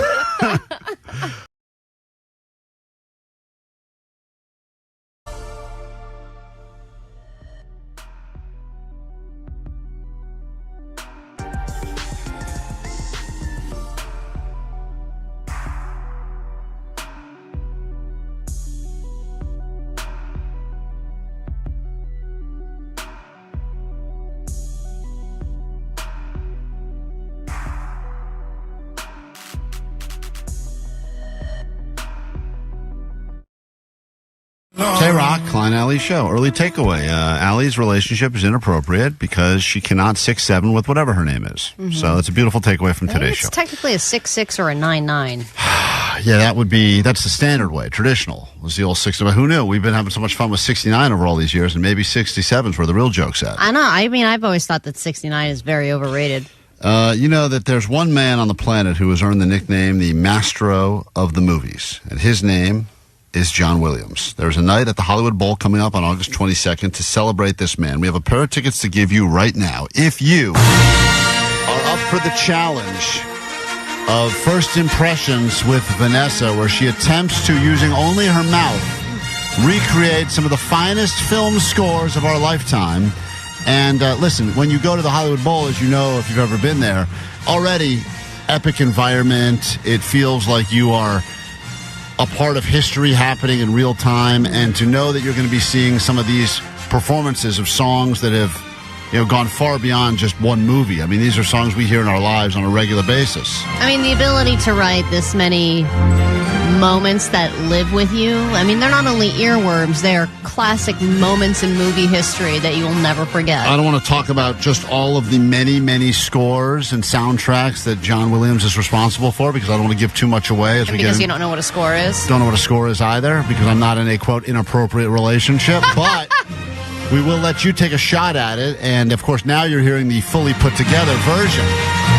But when you play the game with us right now, you're only going to hear the Vanessa version. And she didn't need composers and cymbals and timpani drums, Allie. Oh, no, she just needed her regular voice. Yep. So all you got to do is figure out which iconic score she's attempting to replicate. And if you're right, Allie will write your name down, and we'll pick one of you that gets it right and give you some tickets so you can go to the Hollywood Bowl and experience one night of movie magic right there at the Bowl. She was here early laying these down, Klein. And she said was. She said that they were a lot more difficult than she thought they would be, because she's done movie character impressions, actors, Yeah. even, when the guy from the Beach Boys died, she was doing those. And she said this is the hardest batch that she's done. Yeah, and I get it, because not all this, especially for some of these movies, she's never actually seen the movies before, so she was just going off song. David, let's kick it off with you. If you'd like to win these tickets now, hopefully you're on the phone, and you can see the Mastro of movies celebrating the music of John Williams Hollywood Bowl on August 22nd. Are you ready for yours, David? I'm ready. Here we go. Listen closely. Dun, dun, dun, dun, dun, dun, dun. Dun, dun, dun, dun. Dun, dun, dun, dun, dun, dun, dun, dun, dun, dun. Dun, dun, dun, dun, dun, dun. Goes on for another couple of hours. David, got a guess? Awesome. We think it might be Indiana Jones. All right. I wonder if they would bring her up on stage at the Bowl to perform that. I know people are used to the ones they're used to, but let's find out if he's right or wrong. Oh yeah, listen. See, John Williams does it a little bit more depth than Vanessa. But yes. Congratulations. Hold on, David. Write your name down, and you are one step closer.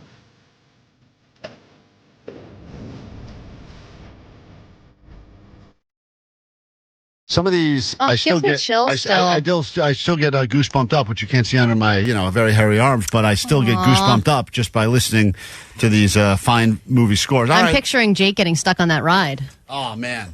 Imagine that for 45 minutes hearing that. All right, let's say hi to next contestant. This is, of course, tickets up for grabs. And we say hi to James on KROQ. Good morning, James, and welcome. Hopefully you do a decent job, get yours right. You ready to go? Hey, Sweet Dibbits, good morning. Yes, sir. Sweet Dibbits. Listen closely. You could end up at the Hollywood Bowl if you're able to figure out exactly which film score this is by Vanessa. Ding, ding, ding, ding, ding, ding, ding, ding, ding, ding, ding, ding. Ding, ding, ding, ding, ding, ding, ding, ding. Any guesses there? Any guesses? Yes, sir. Yes, sir. That's going to be Harry Potter. This is Harry Potter. That one tripped me up. I didn't know which one she was attempting to do, but let's find out if that is right or wrong once again. Oh.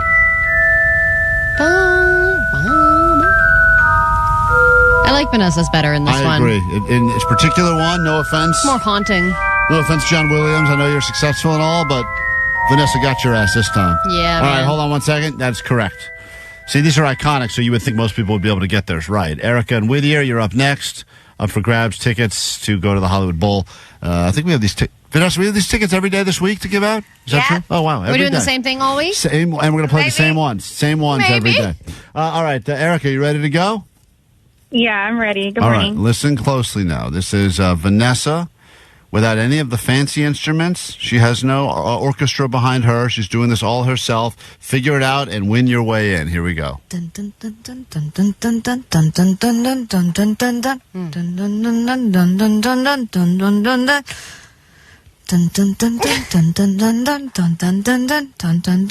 Any guesses there? This is a tough one. Yeah. I'm going to go out on a limb and say Jaws. Wow. Unbelievable. What? You got that? I can't believe you got that one. I did not get that. No. Did you see what I did there, limb? That was smart. Oh, funny. Yeah, that was really good how you played it as well. All right, that is absolutely Vanessa's attempt to give us Jaws. This guy John Williams must be loaded, huh? I feel like all these songs have get used all the I know. time. Here you and go. everything. Here's the heart and soul of the movie. Next. And finally, let's say hi to Philip Philip from the 626 who's calling us. Philip, we give you the last chance at this. So far, everyone has gotten theirs right. So let's go ahead and see if you become winner number 4. And here it is. Listen closely. This is Vanessa's version of it. You may not recognize this at first, but apparently this is a very well-known score from a very popular movie. And Vanessa does her best to take you there. Here we go.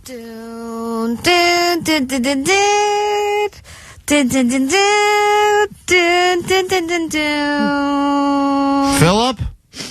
Hey, that's Star Wars, baby. That is absolutely Star Wars. Confusing because every word that she's singing is called Dune. It is confusing, but still, everyone figured out a way to get it right, Allie. All right, everyone got theirs right. I didn't think it would be that challenging, and it was not.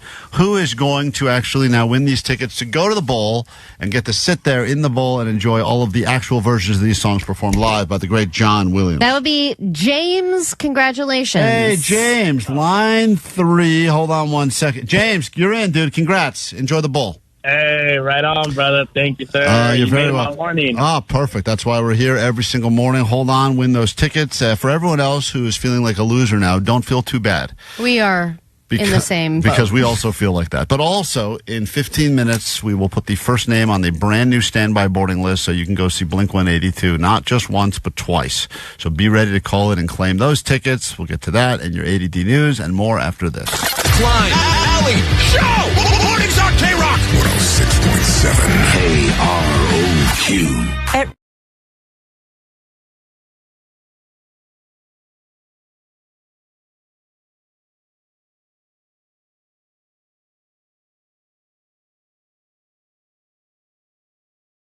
Jake, we tried to help you, man. We really did. And this would be the 3rd attempt at a sex experiment with Jake the Nerd. The guy is on a 5, 6, or 7 month dry spell now since moving in with his girlfriend. Usually that's when you would think the relationship was at its best. When you first move in together, but you're not married. You still got all that fun of reckless sex, no kids to ruin that. Gosh, that's amazing. Good And you can have times. sex whenever you want. Whenever you're living together now, no reason not to. Wherever you want. But for whatever reason, Jake has entered month number 6 of a dry spell, and we've given him 3 different sex experiments to try to bring anything into this guy's life. Mm-hmm. And in a lot of ways, he's doing it to himself, but I also do feel I feel bad, but I know that he could change his situation if he really put his mind to it. A lot of people on the text line also claim that they can out dry spell Jake, and that's not really what this is turning into, a battle of that. But if you've ever snapped a long dry spell, maybe you had something that worked for you, because we've tried, and I thought yesterday was going to be the slam dunk home run for Jake, because he those giant flowers that arrived here for Vanessa, sent by a listener, she didn't know, she didn't want them because she didn't know who they were from, and she was creeped out. We convinced her there's a hidden camera inside, so we gave them to Jake to give to his girlfriend, because he never does nice things like that for her. Yes, and I think this would be something that made her feel loved, because there are plenty of times where he's ditched her to go see shows. He's bought gifts for himself at those shows without thinking of her and giving her anything. I think for Valentine's Day, he picked up some flowers at Vaughn's. And like a chocolate bar. Chocolates. A chocolate bar. So anyway. Because we told him to. Right, we told him to. Anyway, here is him attempting to give her the flowers. And any woman would, I think, for the most part, be like, wow, this guy spent, I mean, it's a real deal. I mean, you can see pictures of this on our socials. So it's beautiful. $400 operation here. Listen to this. Hey, I got you a present. I have a present. Even the way he says it, it's like, Come here, you. Hey, got you a present. It's like, I mean, you don't even set it up nicely. She loves him supposedly, so No. maybe this is Does she charming say for that, her. Jake? Sometimes. She says, I love you to you? Yeah, if I say it first. Oh, my God. Are you sure you're still in a relationship? I hope so. Like, maybe she thinks that you guys have broken up. Have you ever checked? Like, I don't. Allie, I think you're right. When you hear this, you may even lean even more into that theory, because Really? listen. Hey, I got you a present. I have a present for you. Yeah, right. Yeah, That's like what? the help. She Yeah, seems what do you annoyed want? by it. You're out of your wing. How did you get it? What do you mean, how did I get it? Did you steal from someone? Oh, my. Did you steal it from someone? It's her first question. Did you find this on the side of the road? It's her first thought. Dude, the presentation is everything, Jake. You show up. She was gone when I got home. I was going to do it right when I got home and surprise her. I was going to have this whole thing, but she was gone. So she came back later during nap time. I was asleep. So this is after I woke up, and she was in the house, and I'm not good at this. So if you had... Clearly. Yeah, we know. You ran out of stuff. Yeah. But if you had known when she was going to be home, maybe you could have stayed awake and been waiting for her, and, oh my gosh, you're not taking a nap for once, and you brought her flowers. Like, that probably would have upped the game. Or rip some of those petals off and have a little trail leading up the totally. steps to her place. Why didn't you tell me that beforehand? Dude, I can't. We can't we can't micromanage every spoon-feed it. part of Yes, it. you can. We Baby bird me. Listen to this. What do you mean, how did I get it? Did you steal from someone? No, I didn't steal from someone. Is it real? Yeah, they're real. What? Yeah. Careful, it's heavy. Why? How did you get it? I got it for you. I don't think so. You don't do this. You don't do this kind of things. She's so... She can see right through it. I love it. She knows this is so not something you would do, but that's... But you can tell, though, that she loves them. That first that genuine reaction like, of, wow. they're really for me? Yeah. They're real and they're for me? It's like she's craving this, and you give it to her, but then it's ruined. What do you mean I don't do this kind of things? I've gotten you flowers before. Yeah, but not like this. Tell me the true story. I got it from work. Oh, Why would you crumble little bitch. so quickly, Jake? Honesty is important in a No, relationship. false. It'll ruin you. You've gone with honesty, and it's gotten you nowhere, dude. You're- Just Try it again. You're going to try and give her the flowers again. Yeah, I'll take them back. Someone else send some more flowers here. And I'll try again. Listen, dude. All you had to say was, I wanted to do something special because I haven't done anything special in a while, and I love you. You don't have to say the thing about the sex. That will be hopefully what comes of all of this. But then when she breaks you down within 1 second, you go, I got him from work. I got it from work. Yeah, I know, of course. Of course. See, right away. They were sent to the station Oh, my God. for me to give to you. Of course not. They were sent to our producer Oh. by some listener. Be better. And now, and even worse. Dude, it's like you were so brutally honest here. You could have. You really listen to Vanessa. You didn't have to say they were sent to another woman. I mean, you've really ruined all of this, dude. I didn't say woman. I said Mm-hmm. listener. like freaked her out. We did a bit about today, and they're like, "Why don't you give these to your girlfriend? She'll like them," and see what she says. So Jake told them that I didn't believe it. I'll tell them that you didn't believe it. Do you like them? I like it. What, you will have to return this one? No. You can have them. Yeah. Listen. I guess I can. Listen to how it ends. 5 seconds ago, she's going, wow. And now, like, just by Jake talking, we get to this. Yeah. What happened was she thought for a split moment. Yes. My boyfriend did something nice for me, and then it ended up not only are they not my flowers, and not only did he not pay for them, they were given to somebody else by a creepy person. Right. It's like now they're weird, creepy stank flowers. She likes them. No, she doesn't. I always wanted to put these flowers on a door. Now she wants them outside, she just said. She wants to put them outdoors. Like a rose bush? No, right here. On the table. Oh, you want to put them on the table? Yeah, it looks nice over there. Yeah. But you might want to sweep. But you might want to sweep. Are you her assistant, Jake? Yeah, I have chores now. Sweep the table? No, everywhere. Or sweep everywhere? All right. No, don't why you get it instead of other people got it? Well, I don't know. I guess they wanted to see if maybe you thought if I gave it to you, you would think I was sexy. What? Oh, okay. All right. Well, that didn't end well. I think she was literally about to throw up. What? I mean, she's just like nauseated by the question, Jake. Just disgusting. If I gave it to you, you would think I was sexy. What? How do you feel about this, Jake? I don't feel good. Yeah, that's it. Checks out. So she literally orders you around to clean things? No, I only have to clean like every other week. All right, Jake, I don't know what to tell you, man. It's like she's your mom. It's wild. You think I'm sexy now? It doesn't change my opinion about you. Okay, great. Well, that's sad. I think you should legitimately ask her if she thinks you are in a relationship, because I think she thinks that you have already broken up and that you're roommates. No, she asked for a back rub. Jake, read the text line. Just read the last 50 texts. I think that'll give you some perspective. I don't want to do that. I think you should. That sounds like a bad idea. Take a quick break. We're back with more show.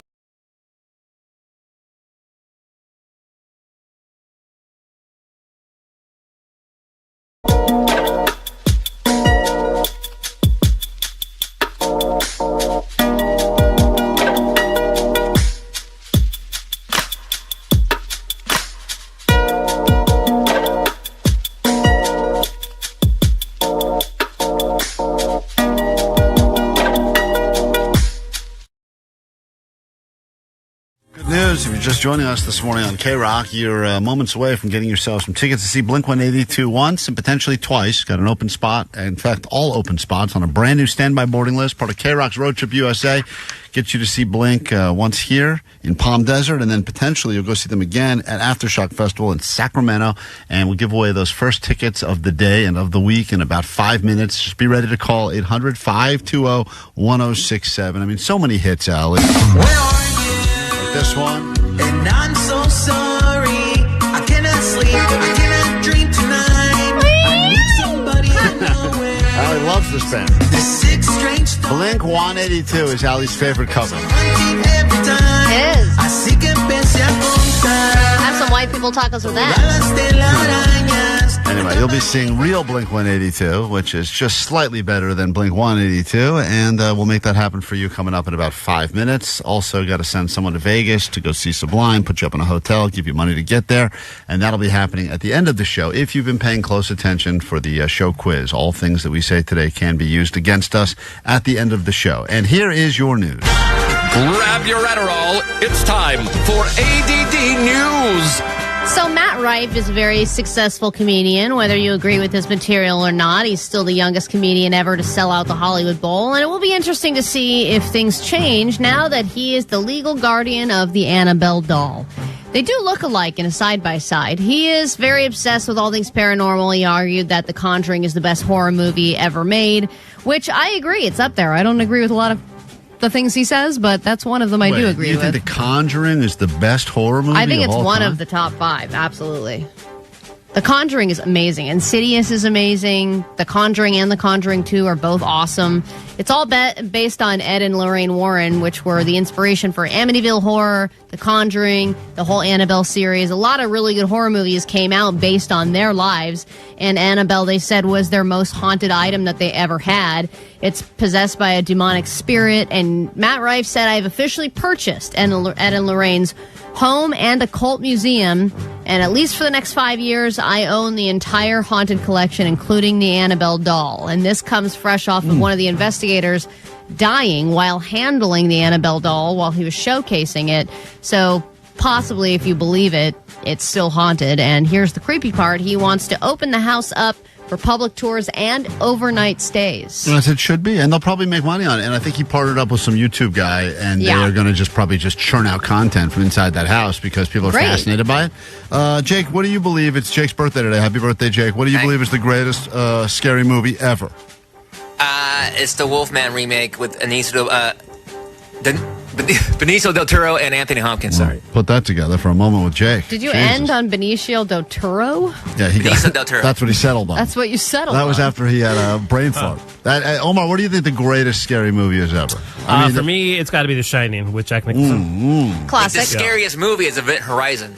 Well, no one. I'm just saying the best one ever. Ali says Conjuring is at the top of her list. Yeah, but I'm also biased toward. I like ghost movies. Vanessa claims it's Wizard of Oz because of the witch. Says that's the scariest one. And I get it. Kids don't like that. It's scary. I think Child's Play with Chucky. Come on. What's the that greatest? movie's stupid. This movie's not stupid. Yeah, it is. It's awesome. And it's also fun, yeah. It's also about a possessed doll. Yeah, right. But this was the original. Conjuring's just a rip off of Chucky. No. Sure is. It's not. It's based on real stuff. Yeah, well, listen, that whole based on a true story crap. That's what makes it extra scary. Yeah, based on a true story. You got to read the fine print on most of those. Based on a true story means that there was a house on a street. That's the part and that's where the true story ends, and everything else is fabricated. No. The Amityville Horror, there was legitimate evidence in video and audio of all that happening. I know, but most times when they go based on a true story, the based is this show is. Yeah, but with Ed and Lorraine Warren, they told all of these stories. Right. They explained all of these cases, these specific cases that they took on. It's not like it was just all made up and they existed, but they just kind of took liberties with all of it. This is really based on the things that they experienced. Did you see Freddy versus Jason? See, I'm not into those movies, like just gory, ridiculous. But one of the ones if it's like a killer, like a murderer movie, Strangers was one of my top because it was just a woman in a house, a bunch of creepy people in masks. There's no music. It's just silence and murder, which is really conveys the horror of all of it. Nightmare 3, dude. No. See, Jake everyone has different opinions, though, what type of horror movies they like. All right, on Thursday, I attempted to eat 6 hot dogs in 10 minutes. I was not successful. I did get close, about 5.5, but over the weekend, everyone was sending me this story, letting me know that I single-handedly have mushed hot dogs. I ate them, and then I mushed them. A Pennsylvania highway was closed in both directions Friday after 1,000 pounds of frozen hot dogs spilled from a tractor trailer after it crashed. Emergency crews scrambled to pick up the thousands of scattered dogs, which they said were quite slippery. And we'll just add, this was a job those workers likely did not relish. Guys, I had to do it. Yes.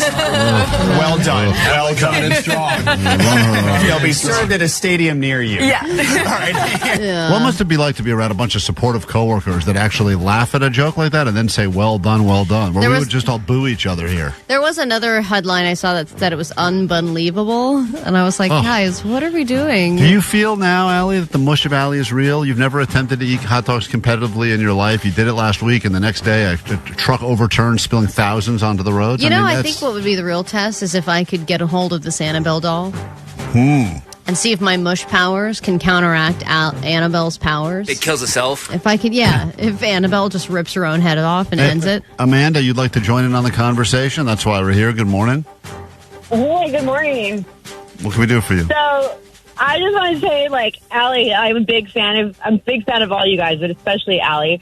I just got to say this: The Conjuring is so not about that life. It is not even a good movie. It's horrible. I don't care if it's true. It sucks or blows, whatever you're into. So then, what's your top horror movie?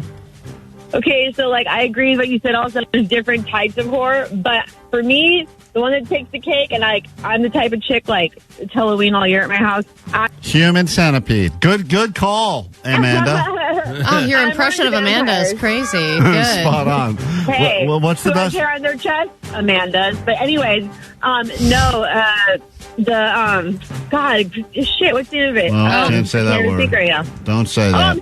I'm sorry. The girl from. You're going to come at me about how The Conjuring's not the best one and that's crap and you can't even tell me what your favorite is? Just say The Wolfman. The Conjuring's a horrible movie. It's the lady who is the United States of Terror. All right, whatever. I got to clear out these phone lines because we have more important issues to get to the tune of tickets. She doesn't even know her top horror movie. What are you going to do? She made her point that you made a bet. Her point was that your point sucked. And that's sometimes. I stand by that. That's sometimes a good enough point. Well, people on the text line said Allie has lost all movie credibility, saying that The Conjuring and Strangers are her top horror movies. 909, I actually agree with. The scariest movie of all is Allie's panty haul video. That is the scariest. It's on our YouTube right now. You can see it. 774 said the best horror movie is Hereditary. That's, I think, the movie that she's talking about, which is more creepy than Hereditary scary. and Midsummer, that guy's movies are both great. All right, if your baby was swapped out with another baby, do you think you'd be able to tell the difference? No. These two moms basically did exactly that. It was at birth. You're saying at birth? No, it was. They were like I think 6 months or a year old. You should be able to tell. It was so these like two moms that are best friends. They have kids that are roughly the same age, but one of them was 3 months older, and they were like, I bet if we switched our kids, our husbands would not know the difference.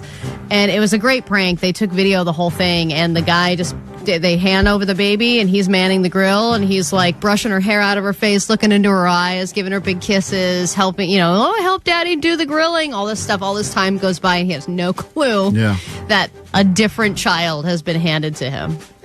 I mean, eventually, I think after a year, that's probably the cutoff of, like, you need to know, right? Omar, do you really think you would know if you were talking to your daughters or just two other kids that were of course I would know. All right, well, then. You? Can you tell the difference between the two of them? No. One of them's taller. Sometimes I don't know. I really get confused. But I got more important things to focus on, like giving you tickets to go see Blink 182, which we'll do right now. If you're caller 20 at 800-520-1067, a brand new hour starts right now. Klein Alley Show. 106.7 KROQ FM in HD Pasadena, Los Angeles, Orange County. This is the world famous KROQ. Now, hell yeah, good morning. Brand new week has begun. We got lots going on if you're just joining us. Right now, looking for you, caller 20, 800-520-1067, because we just announced another stop on KROQ's Road Trip USA. We started the morning by giving away a trip to New York City to see Nine Inch Nails, and I forget who won that trip, but she seemed medium excited. Her first time going to New York City, actually, so you would think that would be cool, but then she gets to also see Nine Inch Nails. Then we announced we're going to send you to see Blink 182, once in Palm Desert at their upcoming show, and then potentially again the very next day at Aftershock in Sacramento. So you'll win 2 Blink 182 tickets and 2 shows at least, 4 tickets, and we'll make that happen for you right now. Call it 20-800-520-1067. It's a great flex to say, what did you do this weekend? You say, saw Blink. Twice. And then I saw Blink again. Saw Blink, and then I saw Blink, which is great, too, because then there's a lot less pressure on you. You got to go take a leak in the middle of the show. Great. You'll see them again tomorrow. Yeah, and if you get super high and can't remember the first night, there's always the second. So that's part of why we do this KROQ Road Trip USA, and we'll give those tickets away now and then again next hour, and then every hour straight up through 6 p.m. Just keep on listening, calling, and winning so that we can get your ass to the shows. This hour, lots to get into as well. Some people want to hear exactly what is going on in the world of street science. Jake hit the streets over the weekend. It is Jake's birthday today, so we will find a brand new round of street science. Hey, Jake, is that new car working out for you? Are you getting late or anything? I know you were concerned that the last car was costing you the potential to date because it was such an eyesore, but now that you're driving a big fancy Lexus, do you feel like do you think the women are coming at you more, or? No, but I haven't tried yet. But now I am open to actually starting on a dating app in case I go on a date. I'm not embarrassed to have her in my car. Yeah, because a lot of other times you had to kind of avoid the car at all costs. That's what started the trunk burger.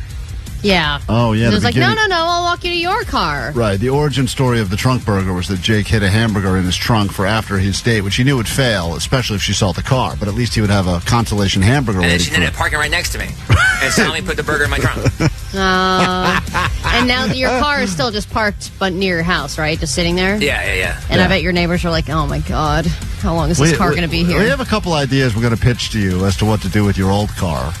We think we can actually get you some money for it. And we also want Jake to take his old car to the pawn shop and try to sell it to Mama and Nonya.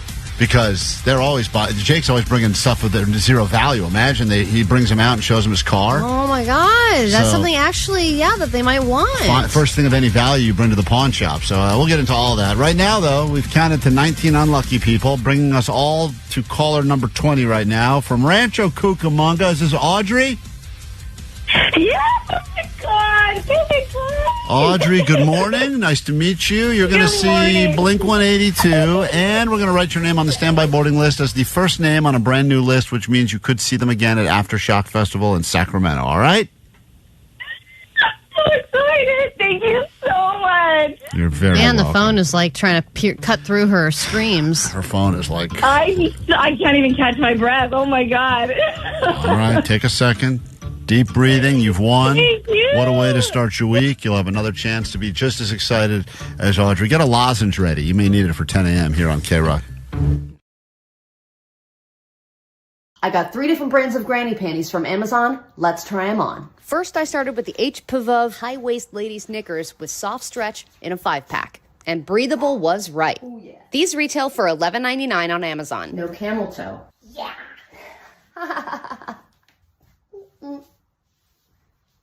I also really enjoyed the color selection, and you can easily move around without them slipping. Next up was the Petitwez's women's underwear 4-pack high-waist cotton gusset nishamande 4-waist stretch. These are cutting off the circulation just a little bit. Don't know how it's going to hold. These I just had. And finally, for $7.19, Warner's Women's Blissful Benefits Breathable Moisture Wicking Microfiber Briefs. These came in toasted almond, butterscotch, and black. Don't breathe. All right, if you plan on staying in this position all day, these are a great buy. But there was one more option I heard about, and I couldn't post the video without trying. These were a 10 out of 10. Get yours at the KROQ shop. Just kidding, that doesn't exist. Bye.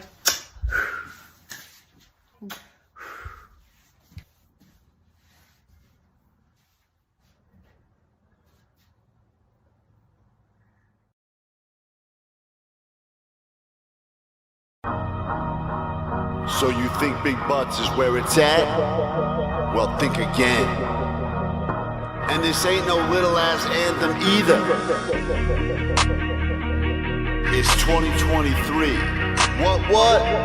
Let's celebrate the average butt. Hit me with it. Freak, you crazy for this one. Big booty hoes, got to goes. Itty bitty bums, time to run. If fat bottom girls make the world go round, well, step off, bitch, time for average mounds. So many songs about big asses, but I do speak for the masses. May not be pretty, may not be cute. No cap love for the average glute. Big butt, small butt, I say pass. Hello, ladies, medium ass. Medium ass, medium ass. Sorry, Jack, it's the new first class. First class.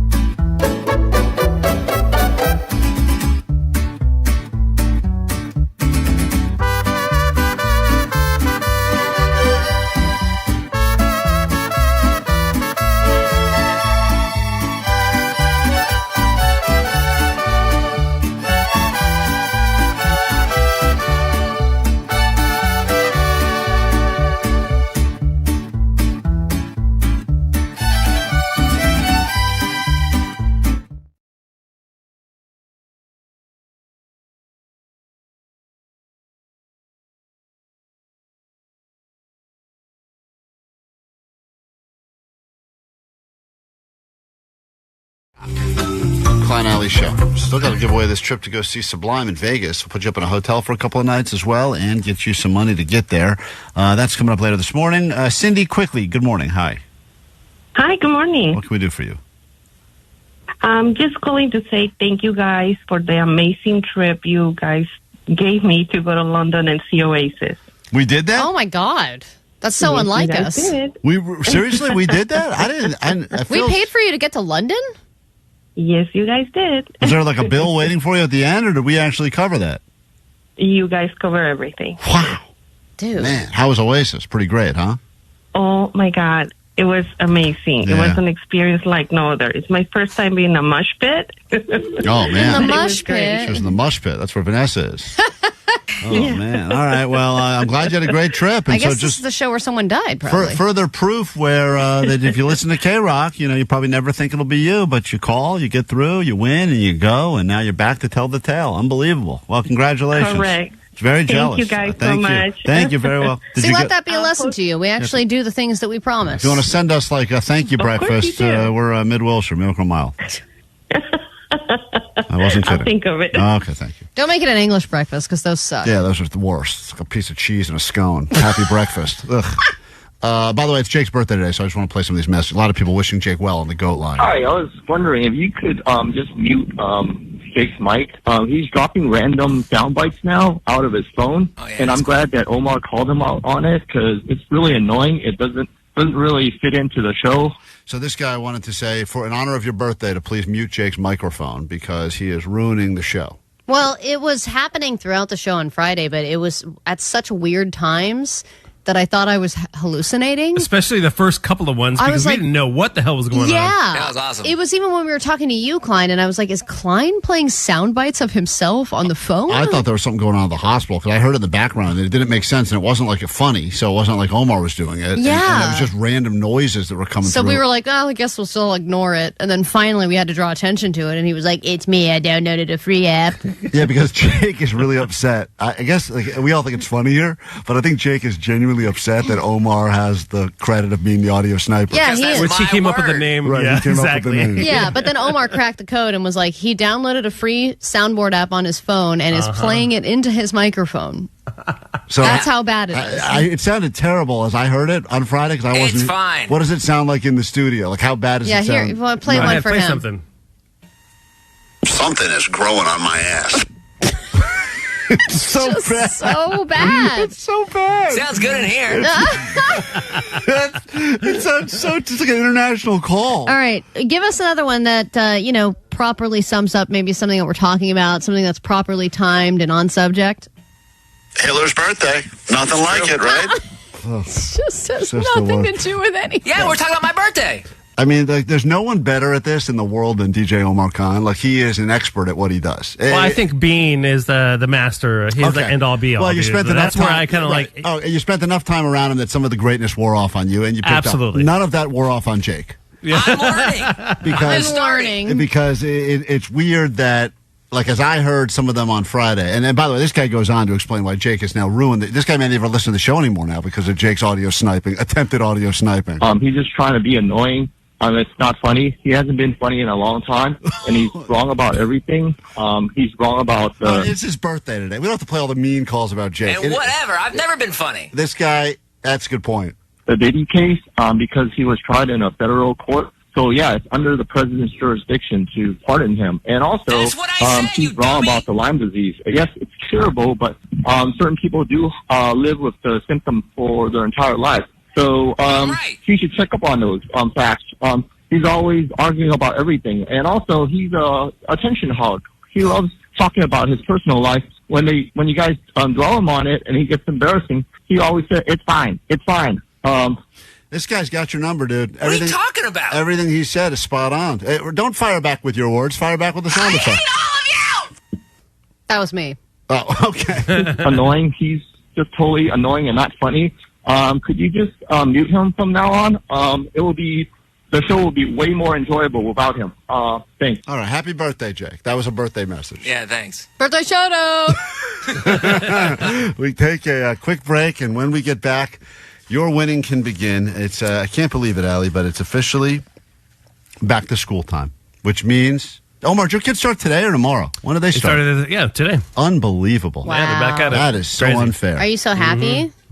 No, I miss coming home and they're there. Yeah. Oh God, can't Oh my wait. God, sounds like so much responsibility. Count down the days. We popping champagne when that starts. LAUSD is like 2 weeks, but man, if we wanted to open up a little round of Don't Be a Dick school, and that includes all sorts of things: kids, teachers, that weird janitor that's always got that bucket of sawdust to cover up the vomit but doesn't actually clean it up. We will accept your open nominees for Don't Be a Dick School, and we've got a bonus trip. So listen to this. If we think you have the best nominee for Don't Be a Dick School, we will give you tickets to see Sublime in Vegas and a hotel stay and $200 gas card to get there. So that is going to first pair of tickets we'll give you right now for Don't Be a Dick nominees. Then we'll do it again at the end of the show if you do well on the show quiz.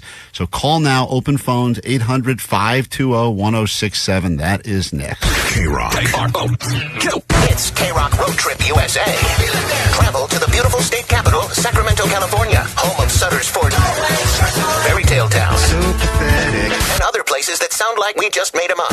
Plus, Blink 182. It's Tom from Blink 182. And Aftershock Festival. Tom forgot all the songs. Forgot most of the songs.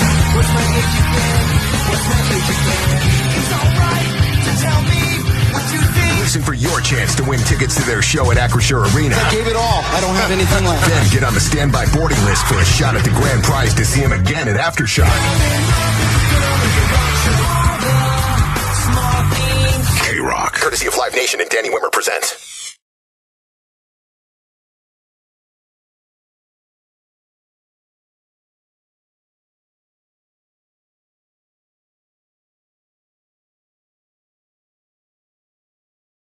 It's time for Where'd You Go? How Far'd You Go? Date Jake and an actual date with someone. All we know is that he met her on Tinder and she's an English teacher. That's all we know. Everything else we will try to figure out together. We'll let you play along. Here we go. Where'd you go? How far'd you go? Did you guys go play bingo? Where'd you go? How far'd you go? Did you guys take it slow or no? All right, we'll let some listeners get in with some questions as well. The only questions we cannot ask you are where did you go? How far did you go? But we can ask you anything else about you or this person, and then we will try to figure out where you went and how far you went on the date. The fact that he even told us about it, Allie, makes me think that something good happened. Because if it was just a total colossal failure, he may have kept it to himself. It's funny because Jake he's got a pretty good poker face. If he is like, yeah, I want a date, you're like, oh, what happened? He could be like, I had sex all night. Right. Or he could be like, it went horrible. Right, trunk burger, another trunk burger. Yeah. Also, you know what's funny is that I did a little bit of research right now on Tinder, and Jake had a higher tier than normal Tinder thing. Yeah, because Tinder's free, and then you get a basic version. Then there's Tinder Plus, that's $10. Tinder Gold, that's $15, and he has Tinder Platinum. Whoa. That's $19. Jake. Fancy Tinder. Well, I mean, that's Yeah. 949 says he's Tindering for two. they think it's a throuple when they go with Jake, I guess. That's crazy. Jake, Jake's thirsty. Jake, huh? it's funny because And you still only at two. that was the platinum plan. Yeah. Jake, that's amazing. Did you know you were paying for the highest tier of Tinder? No, I didn't. There's a higher one. It's called Tinder Select, and this is a yearly subscription fee for $500. Whoa. Oh no, this one's $500 a month. Yeah. What? A month? A Yeah, month. that's what it says. Yeah. Man.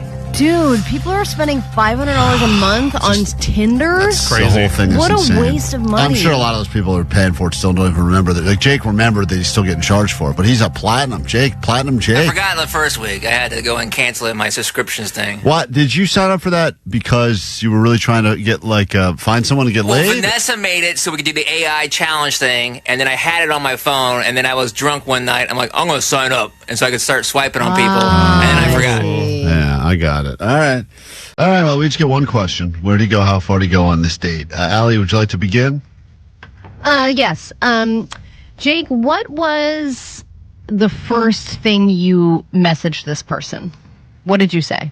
Are you real? I don't. I probably just like, hey, how's your week going, I think is what I said. Hey, how's your week going was your opening line? I think so, after we matched, something like that. Okay. All right. Omar, you got a question for Jake the Nerd. We're going to get into where he went, how far he went on this date in a moment.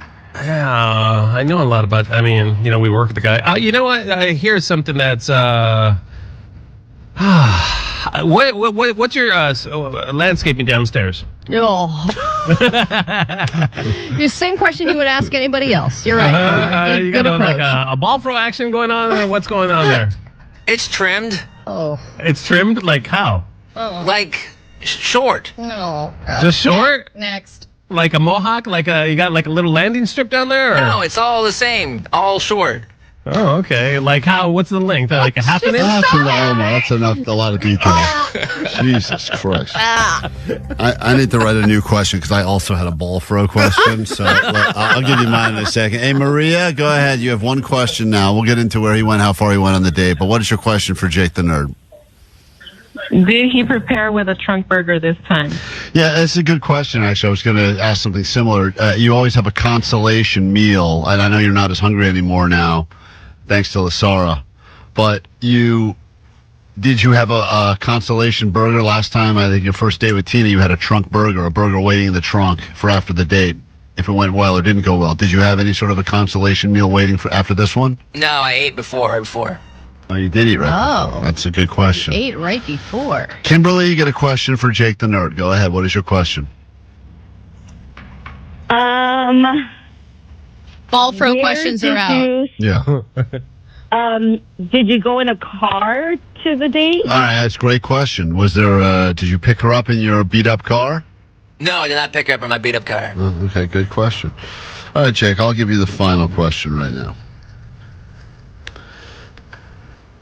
Have you self-pleasured since the date? No. It's a good question, Klein. Thank you. No. You probably couldn't. Were you waiting for a good question? Yes. That's basically what we just said. Yeah, that's right. I couldn't. I watched Allie's video. All right. Oh, that's good. Thank you so much. That'll cure you. That'll cure you of your ills, my friend. I have cured someone of their panty I fetish. believe it. Hey, we're going to check that world premiere of Allie's Panty Haul video coming up in moments. All right, we've learned a little bit about Jake. But now the only questions that matter, which is where'd you go, how far did you go on the date? A real match on Tinder. He's a platinum Tinder man. Who knew? Jake will cut many expenses and lots of things, but not when it comes to his Tinder. He is the second most expensive tier there is. I think I know exactly what happened. All right. So, what day was this, Jake? Yesterday. Oh, okay. Sunday date. So here's what I think happened. I think he messaged back and forth with this girl. This girl, he said, was a listener to the show. I don't think that she would have swiped and chatted with Jake if she wasn't already in on Jake.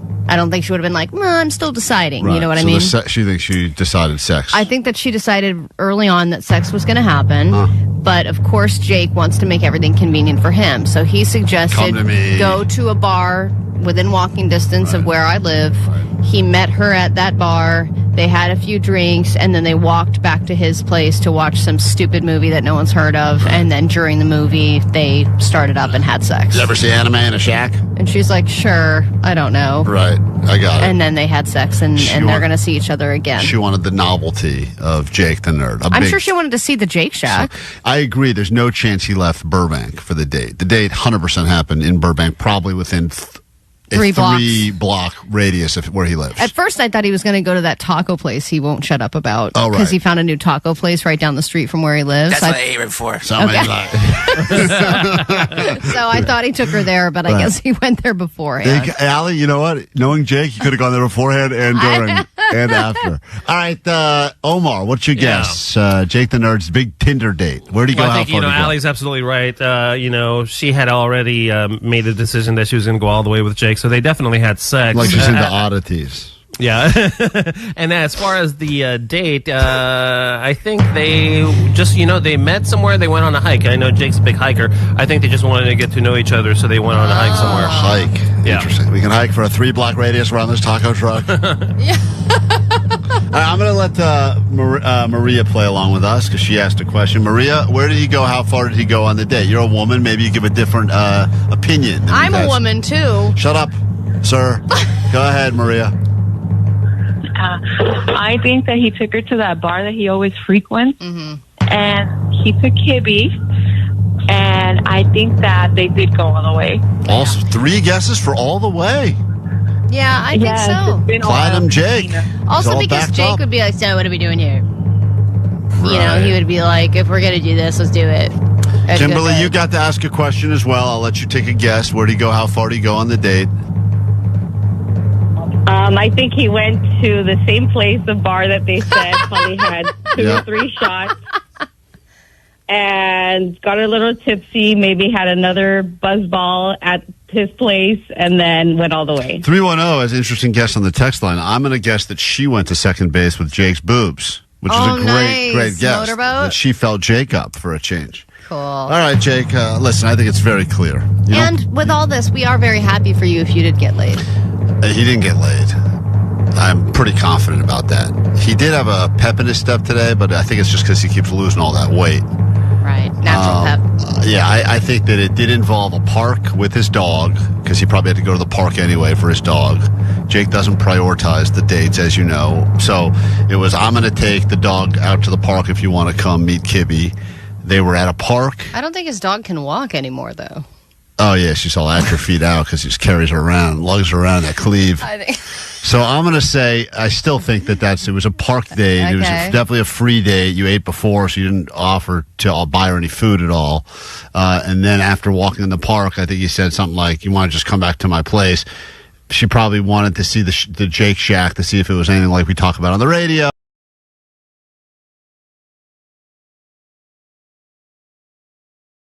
We had one of these trips ready to go at the end of the show for the quiz. That'll still be happening. But if you can't wait around, can't stick through summer hours with us and have not been listening to everything we say this morning, well, then all you have to do is join us for a little Don't Be a Dick as we get people ready for back to school. Most kids went back today, depending on school districts. First day of school pretty much starts now through Labor Day. Or the teachers have started and the teachers got to go in there and start sucking up that asbestos, getting ready for the new year to begin. So we got up for grabs, tickets for you to go to Fear, Loathing, and Sublime in Las Vegas. KROQ presents that show. 2 nights hotel stay at Park MGM, $200 to get there, and 2 tickets to both days of shows. So, not bad prize. The question is, can we save the school system in the process? Will you be a winner or will you be a loser? So he is losing. The choice is yours. It's time for Don't Be a Dick. Don't be a dick. Start with Alicia, and we'll hear all of your open nominees before we decide who is universally the most hated person in the entire schooling system. Kids, you could be you. Just want you to know you're not immune from this. What's up, Alicia? It's going to be emails. Don't be a dick and respond to the back to school emails. We already get 100 of them. We don't need to have your one-line response to them. It is so frustrating because I thought that they did no reply for that reason. They should do a no reply, but people still have the ability to do the full reply, even if it's just the email of the class. Hey, everyone, this is the new class.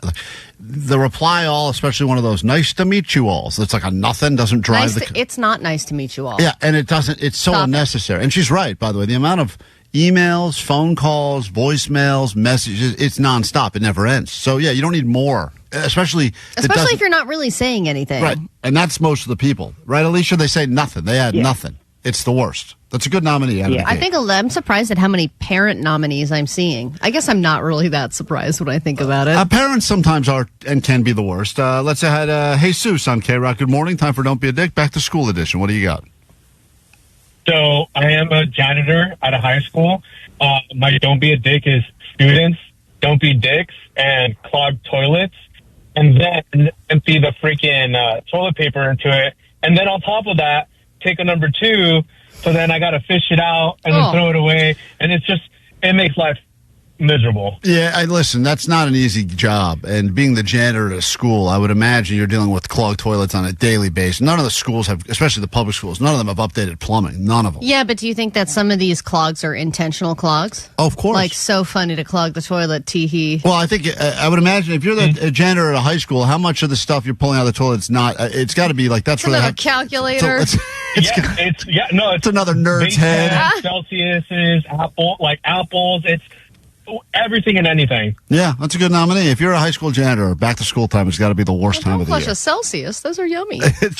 Because kids are bored, so they're like, let's see if we can flush it. That's a fun game right there. Well, yeah, I mean, the bathroom is kind of like the It's like international waters, right? Right, It's like a used to place you go to just do things that if people aren't watching you. And also, if you're about to get busted, I mean, everyone knows the cool kids meet up and smoke Just cigarettes run in the to the bathroom. bathroom. You got to flush it. You got to flush. So that becomes the let's get rid of the evidence. Susie, welcome to Don't Be a Dick, back to school edition. And someone's going to win themselves a trip to Vegas to see Sublime as we save society together. What do you got for us?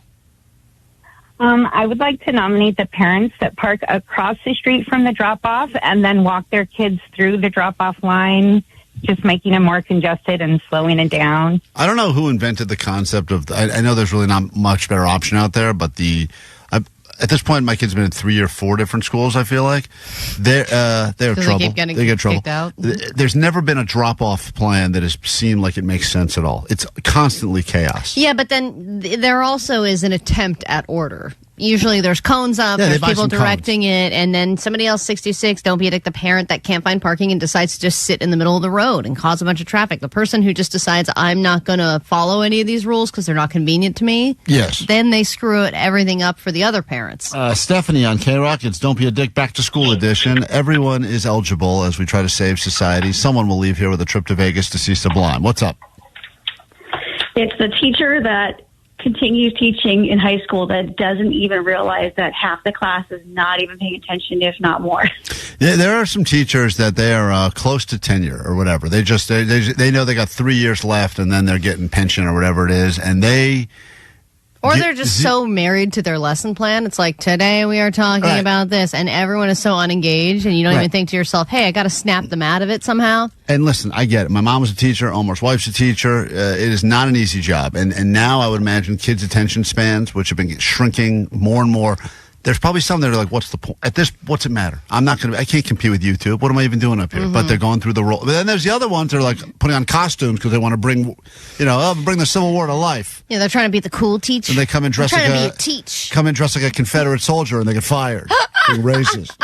So I don't know what's going on. But yes, I would agree. The ones that just go, no one's paying attention. I'm just going to go through. I just got 40 minutes till that bell rings. Yeah, 818 said, I would like to nominate the room parents. The ones that decide that they're the ones responsible for events and everything, and they're going to be super involved in their kid's life. They're usually just insufferable people who have way too much time on their hands. It's funny because that is another one of those thankless jobs where it's basically like, how would you like to give a certain amount of your time, and you have to organize raising money for the teachers, for gifts, and all the other stuff, that bake sale and all the crap. And most of them put in the minimum amount of effort, and then there's the one that treats it like it is the most important job on the planet. Like there's a lady at our school that she's the first to sign up for everything. And I'm like, wow, I guess you got nothing else to do. But you need every school needs people like that because they need volunteers. They asked last year, I swear to you, on a Saturday, they said, does anyone want to come to school and put manure? We have to re-manure the field so that the grass grows so the kids have a field to play on. And I said to myself as I got this request, no one's going to wake up on a Saturday and put a bunch of manure down on a field. Yeah. That is like the worst and thing. And someone signed up? Yeah, they wrote back like 20 minutes later and they said, everything's filled. All volunteer spots have been filled. And I thought, I was, in my head, I'm like perplexed. I'm like, because that's the dad who doesn't want to go to the birthday party. Oh, that's why. You take him to the birthday party, I'll just go fill manure. I guess putting crap all over a field is better than waking up with my family, so I'm going to do that. I mean, I was blown away by it. But it wasn't me. This is a great one, 818. I want to nominate the adult who drinks from the kid's drinking fountain. What are you doing, you weirdo? That's so funny, because it is like they're like crouched way down. It is 3 feet lower. Same thing, by the way, at the urinal. Sometimes you go to these schools and the toilets feel so small. Yeah. And if you're an adult on one of those little toilets, it's the same way that Omar and I feel when we hold those little Corona bottles. Yeah. The Coronitas. We feel like giants. It's a great feeling. Yeah. All right. Let's say hi to John. John, Don't Be a Dick, Back to School edition. What do you got for us? Hey, it's going to be my own child for always handing me last-minute project or last-minute supply list that he needs. Yeah. By the way, I need all this stuff by tomorrow. And you're like, what? I have been in the craft aisle, which is not much of an aisle, at a CVS on a weeknight at 9:30. Oh, and all that stuff's like $30 a pop, And I've too. looked at other parents that are in the same, and we're all looking at each other like, well, none of us, I guess, read the thing from the teacher 2 weeks ago that said this was due tomorrow. Stores know, too, that they've got you by the balls at that point. Yeah. You know, they're like, yeah, you come to us for a poster board? Yeah. Oh, yeah. If you need poster board. $5 for one piece. What are you going to do about it, bitch? Yeah. You didn't plan ahead either. See you later, Amazon. Yeah, you could have ordered this on Amazon. You got it 2 days ago, but you didn't. You didn't. So guess what? Mark We're up. calling the shots now. Jesse, don't be a dick. Back to school. What do you got? Hey, good morning, guys. We did. It's the volunteer, emphasize volunteer person that works the keep the line moving for the cars, for the drop-off. Like the traffic? Way too serious. Yeah. They get a whistle. You give you give a vest. You feel powerful with that little neon vest. You give a parent a whistle and a vest, and it's like any bit of power they haven't felt in their life, they take full advantage of. Yeah. All right, well, listen, there's no shortage of these. We'll have to decide. Give away this trip in a moment. Once again, Sublime, Vegas, and more. We'll announce the winner next, KROQ.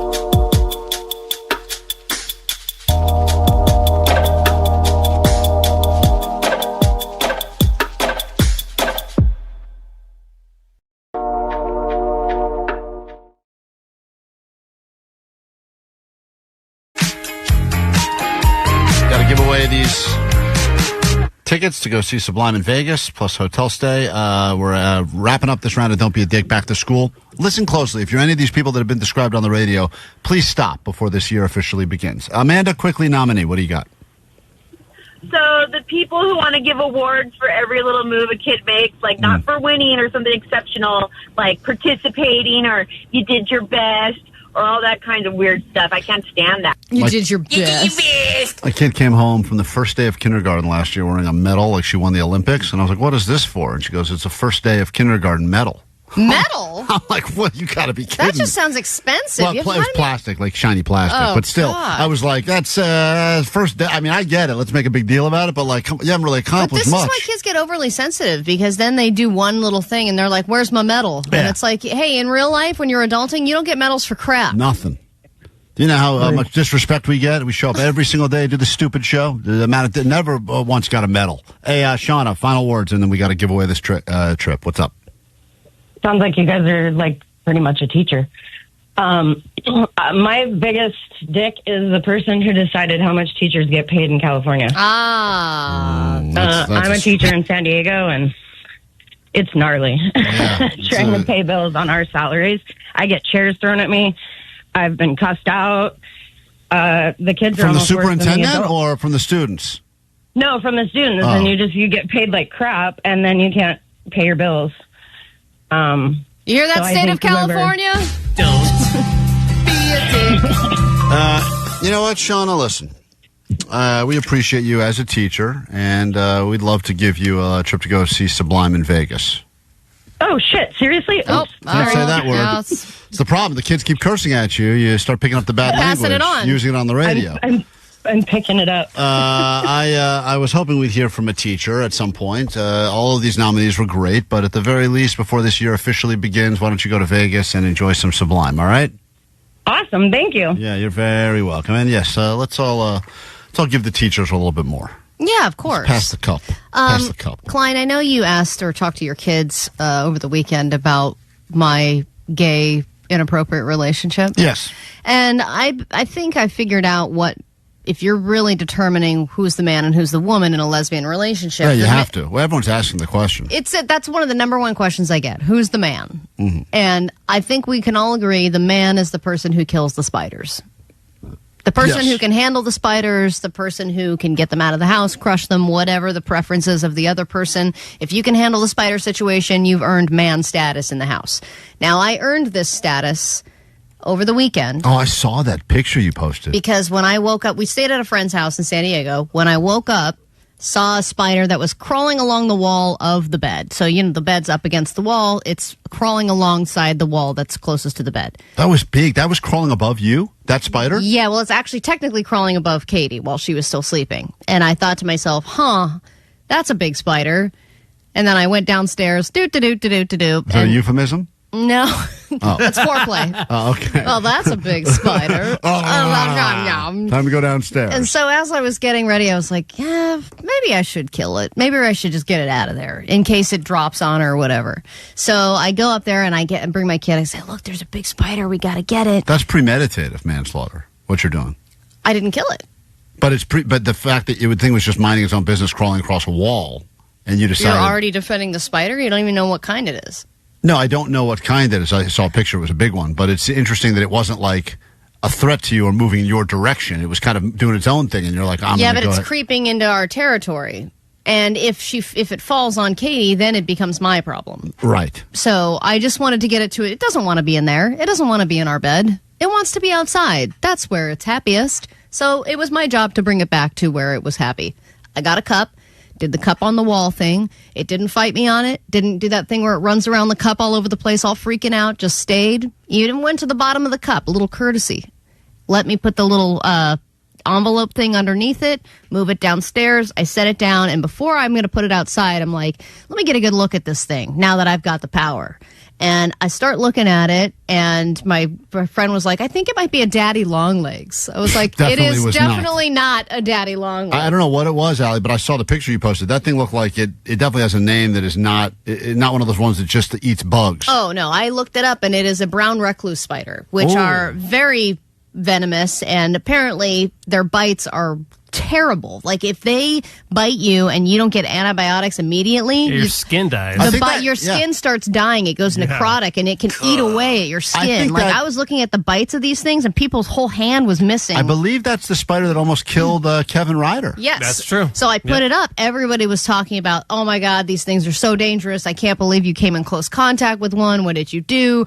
Burn the house down. This is disgusting. Did you hear that Kevin Ryder got bit by one of these things on the neck and needed to get a skin graft because it was so bad? Yeah, I saw him. I thought someone spilled burning hot tea or coffee all over his body. I mean, that's what he looked like. I didn't even realize what had happened until after the fact. But it looked, whatever it did to him, it messed him up good. So now I'm looking at the cup going, what do I do now?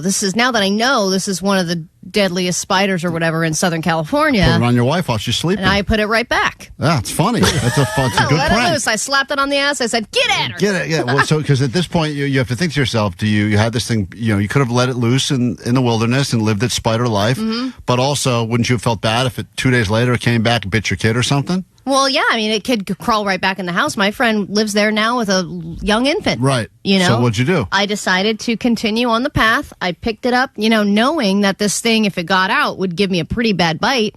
And I did that balancing act, where you're trying to balance the envelope just perfectly. And then you got to do the shake and the toss at the same time. Right, like the seizure You have to throw. really perfect it. And you got to shake the envelope and the cup at the same time to make sure it gets the hell out of there. It 'cause doesn't sometimes crawl back up on you. Or throws a quick web and doesn't go loose. Like Spider-Man. Yeah, that's what they do. Yeah, so I got it out, I put it back in its little home, and I ran back inside, and I let it go, and I let it live. And I feel like I'm a pretty big hero for not killing the spider and getting the spider out of harm's way with my wife. And then she woke up, and I was like, guess what?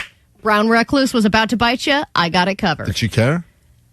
No, she did not care. But she was wondering, she was like, I have a bite, I know it. I was like, she's you already don't convinced. have any bite. Why, You would know if you had a bite. You let a killer loose. Yeah, you let a killer back. I mean, that thing is going to probably could attack Kevin Ryder kill again. that kid. Could kill that kid. That infant. Yeah. Why did you not kill that spider? Because it was. You're not supposed to kill spiders anymore, right? Harmless spiders. Aren't you a douche if you kill spiders? No, like a daddy long legs, because those are cool. They go around, they eat the insects How do I in the determine house. which ones are cool and which ones aren't? You looked it up. You knew. You knew, and you still let This it one's loose. a certified killer. Yeah, but am I supposed to kill it just because it's Yes. born a killer? Yes. Yeah, but it's going to go kill other stuff. I don't think they want to kill humans. It just so man. happens that, oopsie, they do sometimes. The next story we hear about a person getting bitten by a brown recluse, that blood is on you. That's on your hands now. I'm just saying, like, you had a moment to potentially... As a fellow recluse, I can relate. As someone I who also understand. has furry legs, Allie understands exactly what we're talking about here. I understand his life. I think you made the wrong call. And What would you have done? You're the spider killer in your family. I've done my favorite method, which It was is... crawling over your wife. Your wife is deathly afraid of spiders, and this is one of the most dangerous spiders in the area. It's deodorant blowtorch. So you would have gotten her out of bed for this? Because you can't do that No, I would have while she's sleeping. taken the spider, I would have smashed it, and then I would have put I don't the- know, man. This thing was too big to put the smash. Sometimes when they're too big, like Too big to tarantula size smash. big, I don't want to think about its little body bursting. You just ate 7 hot dogs in 5 minutes. You're calling this thing too big to smash? How dare you? You don't know what I can take on. Well, you were almost a hero there. I was so excited to applaud Allie for being a hero, but it turns out now I thought everyone was going to applaud me for letting it live. someone claims there are no brown recluse spiders in California. This was 100. If you look at the image, it is identical to every single picture generated online of a brown recluse spider. That's the exact same spider that left a hole in my arm for a good year Yes. since 818. Oof. I like hearing those stories, though. Makes me feel like a real hero.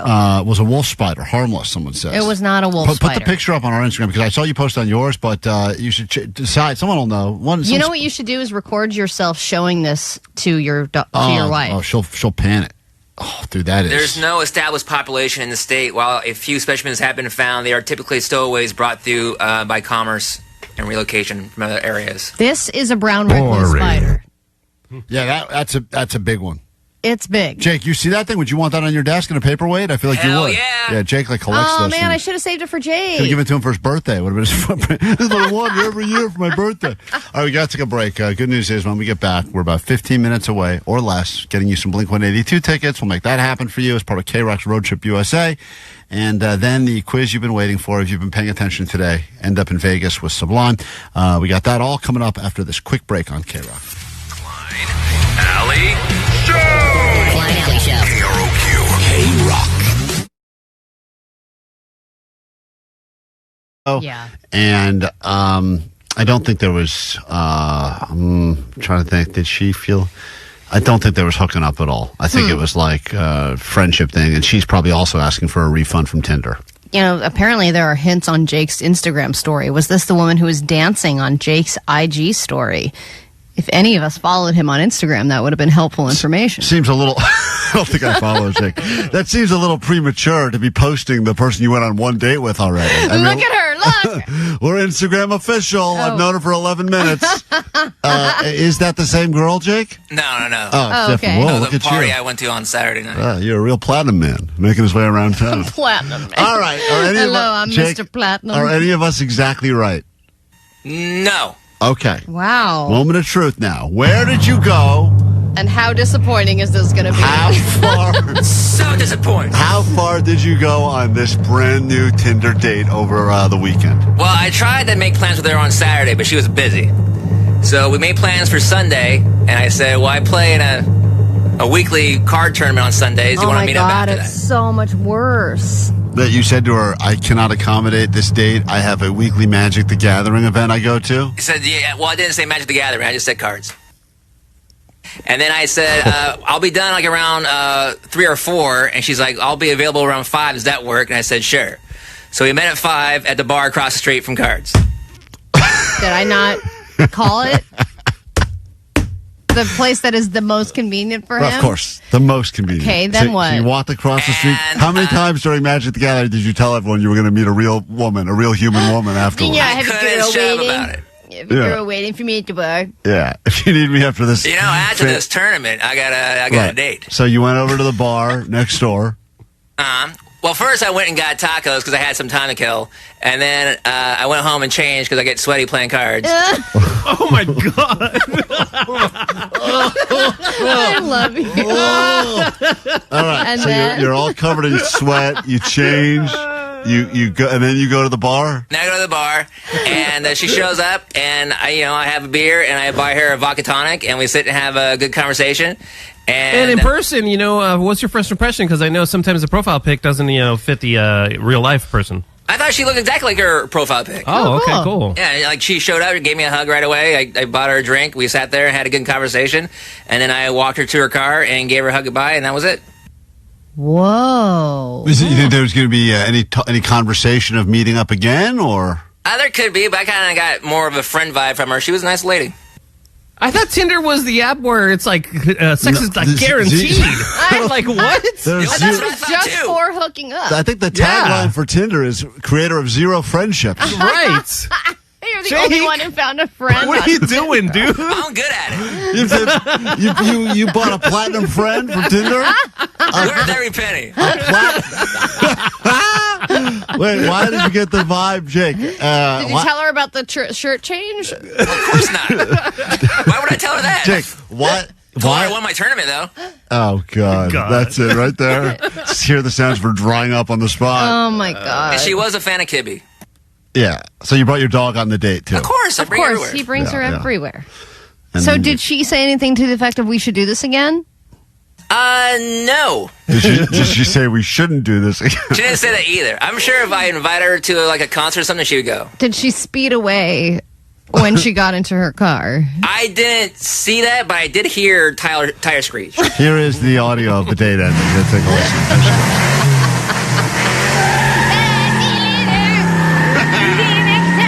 All right.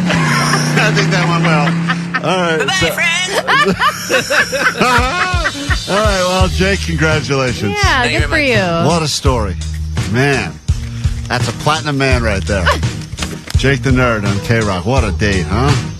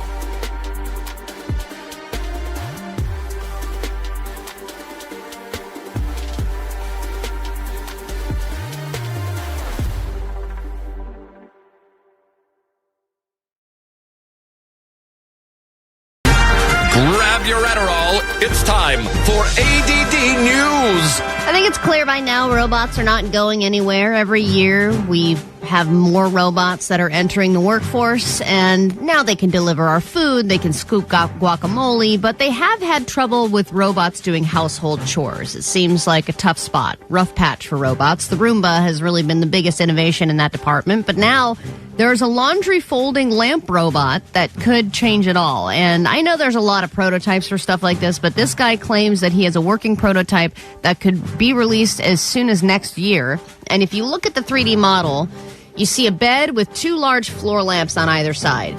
Then you see a woman enter, throw clothes in the middle of the bed, and the lamp begins to bend down its little arms, start taking the clothes and folding them in the middle of the bed. They already had a woman there?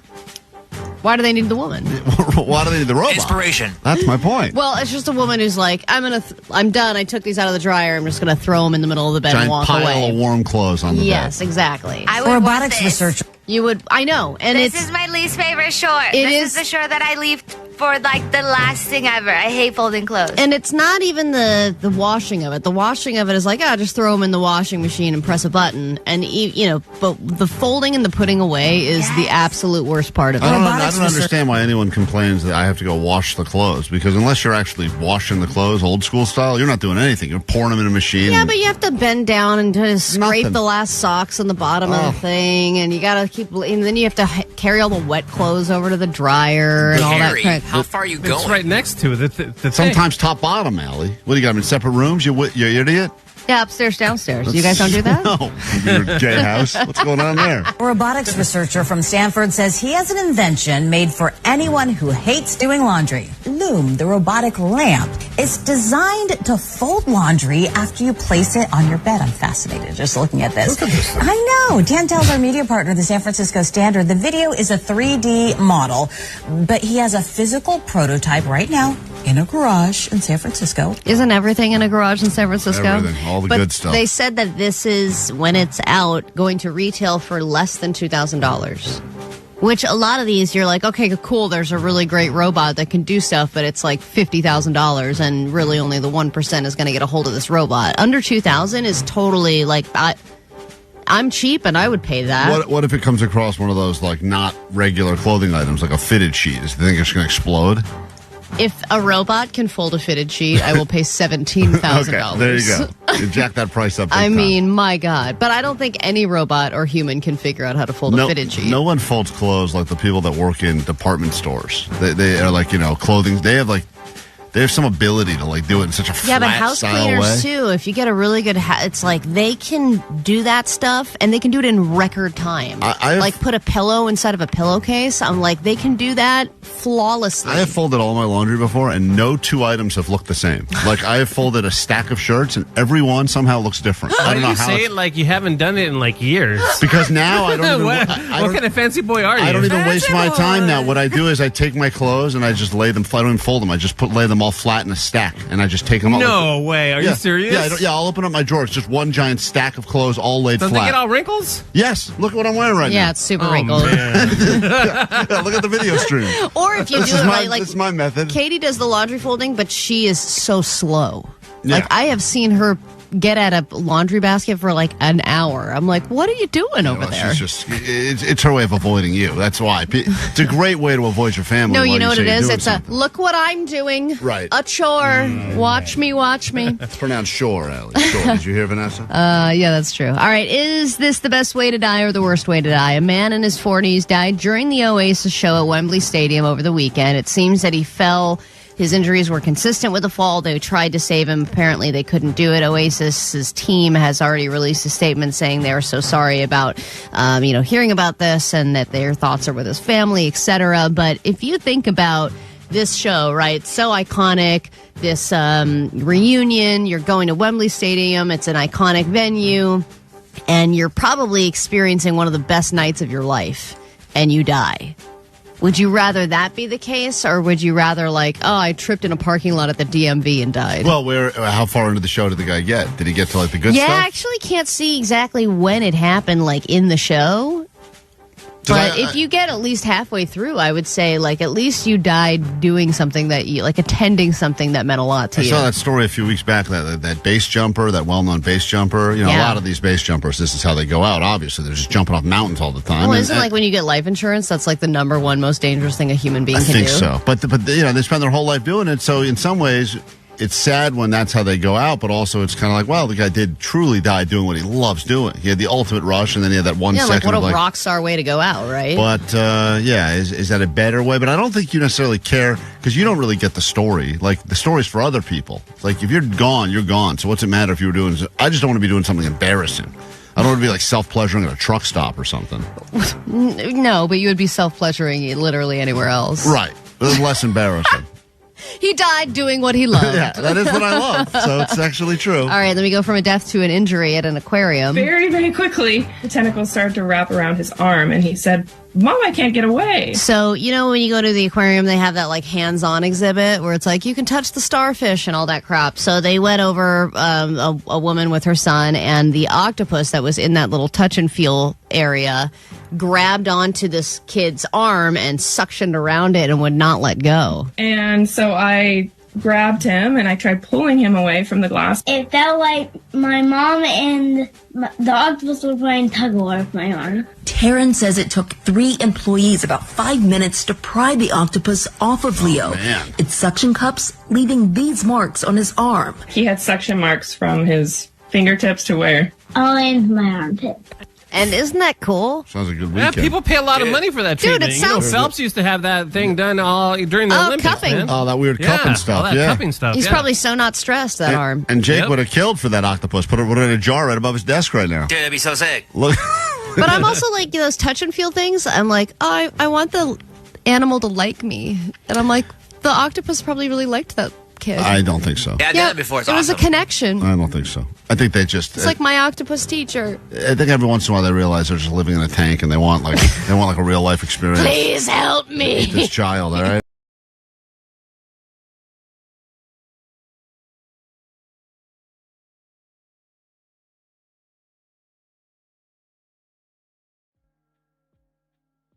This here is the one and only world famous Pantyhose Greg, just sitting around in a pair of pantyhose, smoking a little marijuana and loving every minute of it. He just referred to himself as world famous. I didn't realize that. So Pantyhose Greg is also world famous, not just KROQ. And he, just like Jake, likes to give himself titles and He names sure does. that he didn't deserve. That's right. I deserved it. Caller 20 right now. Let's kick off this hour by making you a winner. Send you to go see Blink-182 once and potentially twice. Just announced another stop on KROQ's Road Trip USA. Could end up you going to Sacramento, all the way to Sacramento, California, Aftershock Festival. Blink-182. You'll at the very least get to see them if you win right now tickets at their upcoming Palm Desert show. And you could be going back-to-back Blink-182 2 days in a row. So get ready to win, and all you got to do is be caller 20 right now at 800-520-1067 every hour straight up through 6 p.m. We'll do it all week long. A lot more Pantyhose Gregs in Sacramento. I don't even want to play this call for you, Allie, because this is very strange, but apparently a listener met Pantyhose Greg in person after interacting with him on the NetBanger chat, which is happening right now on our live YouTube. I guess there's a whole different chat that goes on there. That's the thing that Allie got thrown out of, I think. I got thrown out of the Discord. Oh, yeah. They didn't want Allie there, and then she couldn't confirm who she was, so they just blocked her and tossed her. I just said, hey, guys, big fan of the show, so happy to be with you guys, and then they kicked me out. They said, who the hell are you? And they threw her out. This guy felt obligated. I don't know what's going on. Listen to this. I was actually shocked about this, but I do like the fact that our show somehow brings people together, even though the idea is to bring you all together over the radio. I guess some people want to move that into real life. Hey, Klein and Ali, sweet dudes. This is Neil. I'm a big fan. I just wanted to share that on Thursday evening, I linked up with the one and only Pantyhose Greg, a.k.a. PHG. I know he's quite a polarizing character, but I've always thought he's pretty funny. People really hate Pantyhose Greg, and I don't understand it because he's a guy that just walks around wearing pantyhose, and when we first met him, he was living in his car, and then he ended up moving into a place, and we helped him get a mattress, and I think people, their feeling about him is that he's just a big freeloader. He said he was going to rehab for the free meals. Right, he wasn't there to actually get a and rehab. He's been kicked out of weed stores for just walking around and picking up shake that's fallen on the ground. Oh, that's right. He panhandles, but then just buys weed with the money that he gets. So I think a lot of people think Pantyhose Greg could get his life together, but chooses not to. He's just lazy. But I don't think that's it, because the guy took his bus. He rode four different city buses just to come watch you play pickleball. And then he did travel for like 2.5 hours. Got there like an hour late and missed the whole thing. And you guys might actually hate me for saying this, but I think that Klein Alley Show and Pantyhose Greg have awesome chemistry. And every time he calls, it's like I know when you guys interact that I'm going to have at least 1 or 2 laughs. Like, he's great. I love him. Well, I wouldn't say I love Pantyhose Greg, but I did really enjoy the last time we chatted with him when he got accused of stalking Shia LaBeouf. I thought that was fascinating. Oh, my God. And then he was like, no, I've only seen him the one time that day. Yeah. He saw... I've only been to his... How many times did he get a call? I think Shia LaBeouf knows Pantyhose Greg and has a restraining order against him. Yeah, which was crazy. Which was really interesting. And Pantyhose Greg is impeccable with timing, though he doesn't realize... I don't think he's doing it intentionally. But he is very naturally funny to me. Yes, but most people, I understand, hate him. And this guy was nice enough to bring him food and weed. To Pantyhose Greg in the YouTube chat. And, the people that don't like him, they make sure that he knows that they don't like him. Yeah. And so I felt kind of bad. So I wanted to show some support somehow and let him feel loved, at least in some way. Aww. So we exchanged some contact info via YouTube chat, actually. He sent me his number, which was pretty brave of him. I don't think he's got any problem giving out his phone number. It's brave of him. Or address. Yeah, or sleeping schedule. Yeah, he'll give out everything. And he replied with these 2 images of him in pantyhose from way back in the day. And I'm going to be honest with you, I did not expect that at all. That was kind of scarring. These images, by the way, I know exactly which ones he's talking about because he sent them to us multiple times. Yeah, I guess 25 years ago, Pantyhose Greg was an aspiring actor or something, and he took some 8x10s wearing pantyhose, and they are... He's absolutely right. It's jarring. The images are jarring. Yeah, and you kind of feel intrigued, but also a little violated. Right, yes. But I just kind of accepted that. Moved on, and we linked up on Thursday. I brought him some In-N-Out and also some goodies from the dispensary. Wow. To make sure he has some. So, listen, if you like Pantyhose Greg, he's more than happy to take whatever you want to give him. But anyway, it's nice when listeners get together in real life and they don't end up murdering each other. We'll always take that as a win for the show. I think Pantyhose Greg is too lazy to murder anybody. Yeah. We have to bring people together. Let me go ahead and say hi to caller 20, which puts us on Carla. Hello, Carla. Hi, guys. Good morning. Hi. Blink 182 is in your immediate future. Yes. Love it. Love it. Hold on one second. You're going to get your name on a standby boarding list. If we call you back a week from today, please answer, because it means you're going to see them again in Sacramento at Aftershock. All right? Oh, that would be amazing. Please do. All right, hold on. That's Carla, our most recent winner. If she wins, send Pantyhose Greg with her. Let me see if she would still be interested in going. Hold on. Hey, Carla, if we made you go with Pantyhose Greg, would you still go, or would you give those tickets to someone else? I would definitely go. Oh, wow. Okay, interesting. Well, we can't do that legally, but damn. This is somber. It's called Undressed. We are Klein Alley Show on KROQ.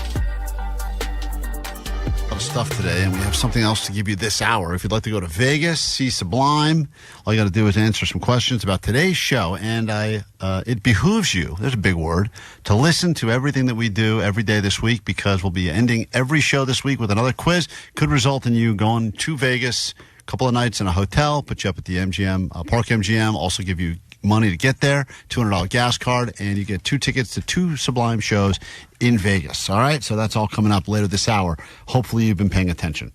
Hello, is this One-Armed Gary? Yeah, happy birthday to Jake. And yeah, this is One-Armed Gary, and I have to go to Vegas. Have to go. I hope you've been listening to today's show. You don't have to walk. Actually, that's interesting. If he walks to Vegas, would we give him a hotel stay? Yeah. If he hitchhikes with his stub. He can't. No cars will stop. They'll wonder what he's trying to signal. Put a little fake thumb on there. They will.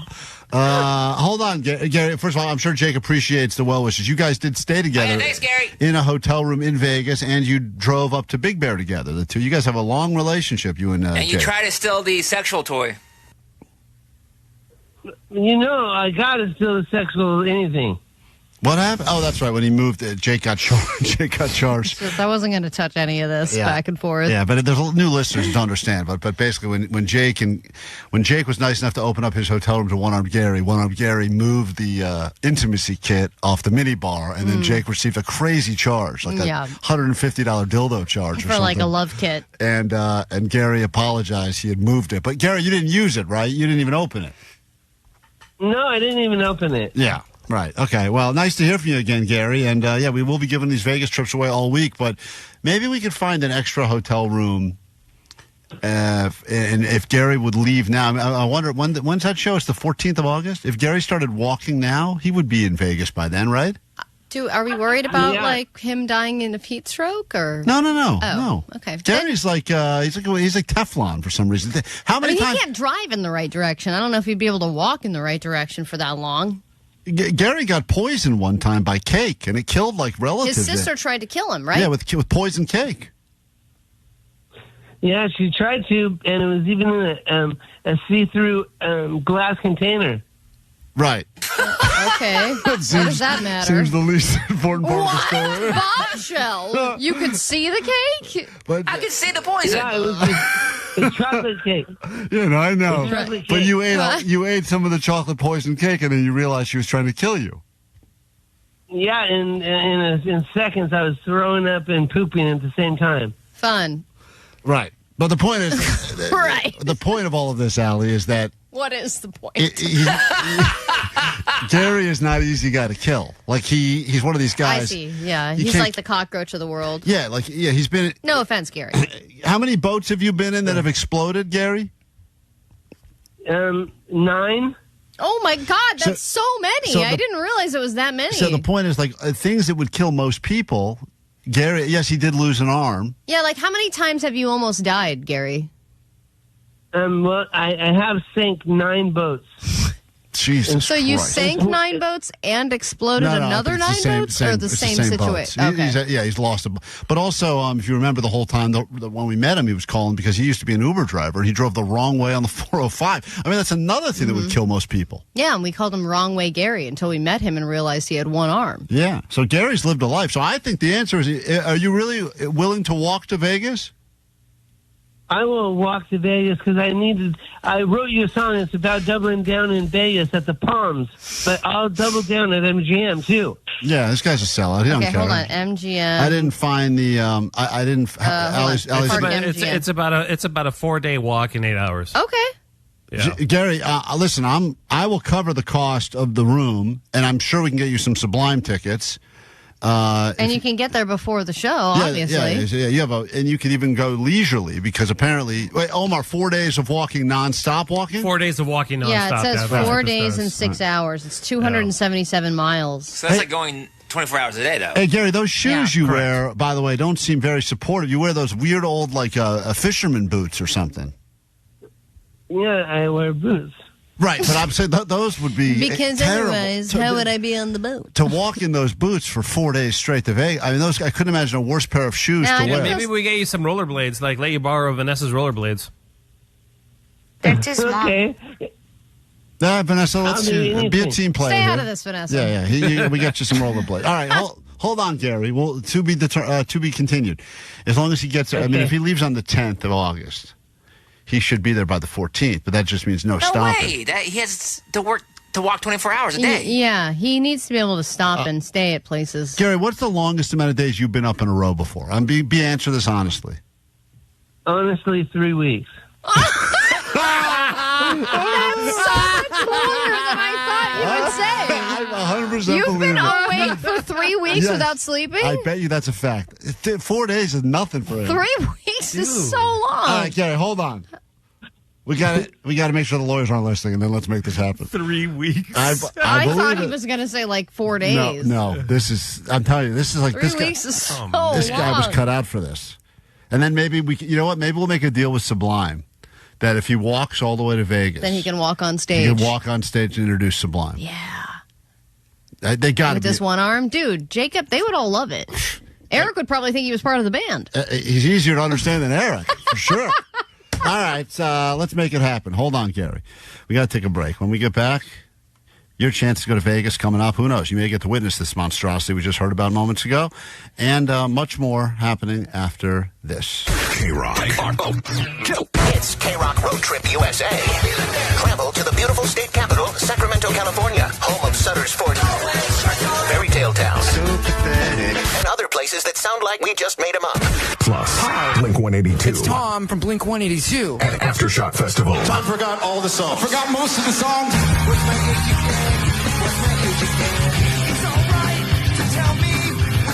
Listen for your chance to win tickets to their show at Acrisure Arena. I gave it all. I don't have anything left. Then get on the standby boarding list for a shot at the grand prize to see him again at Aftershock. KROQ. Courtesy of Live Nation and Danny Wimmer presents.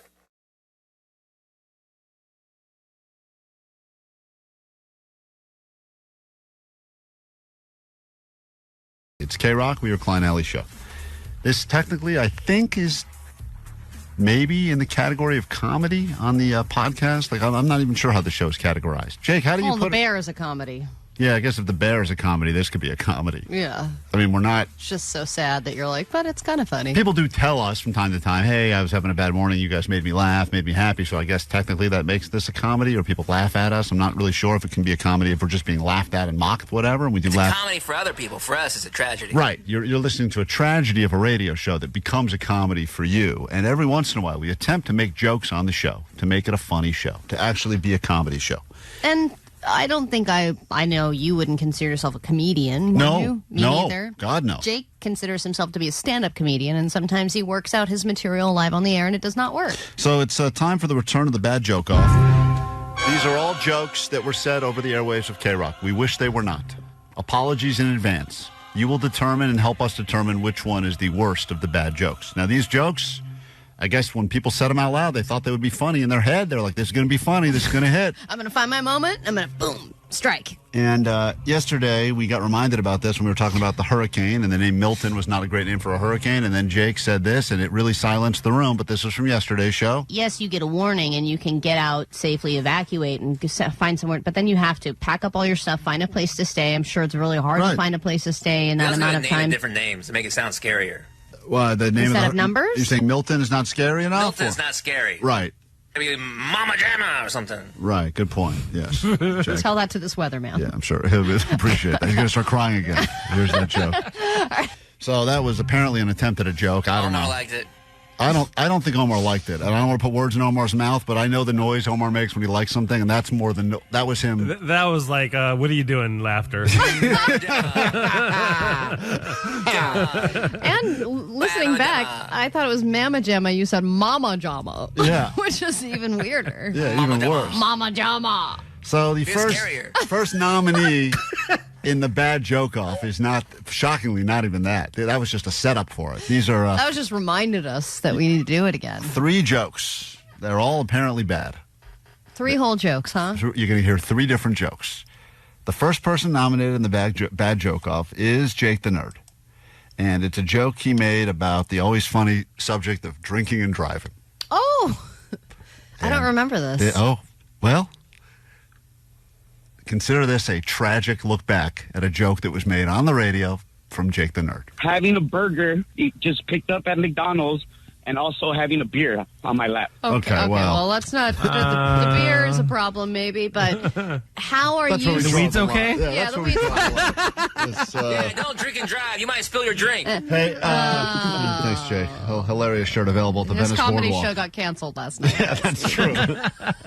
Hey, Eric, let me ask you. Oh, so that my was God. Jake It'll be a going. good T-shirt.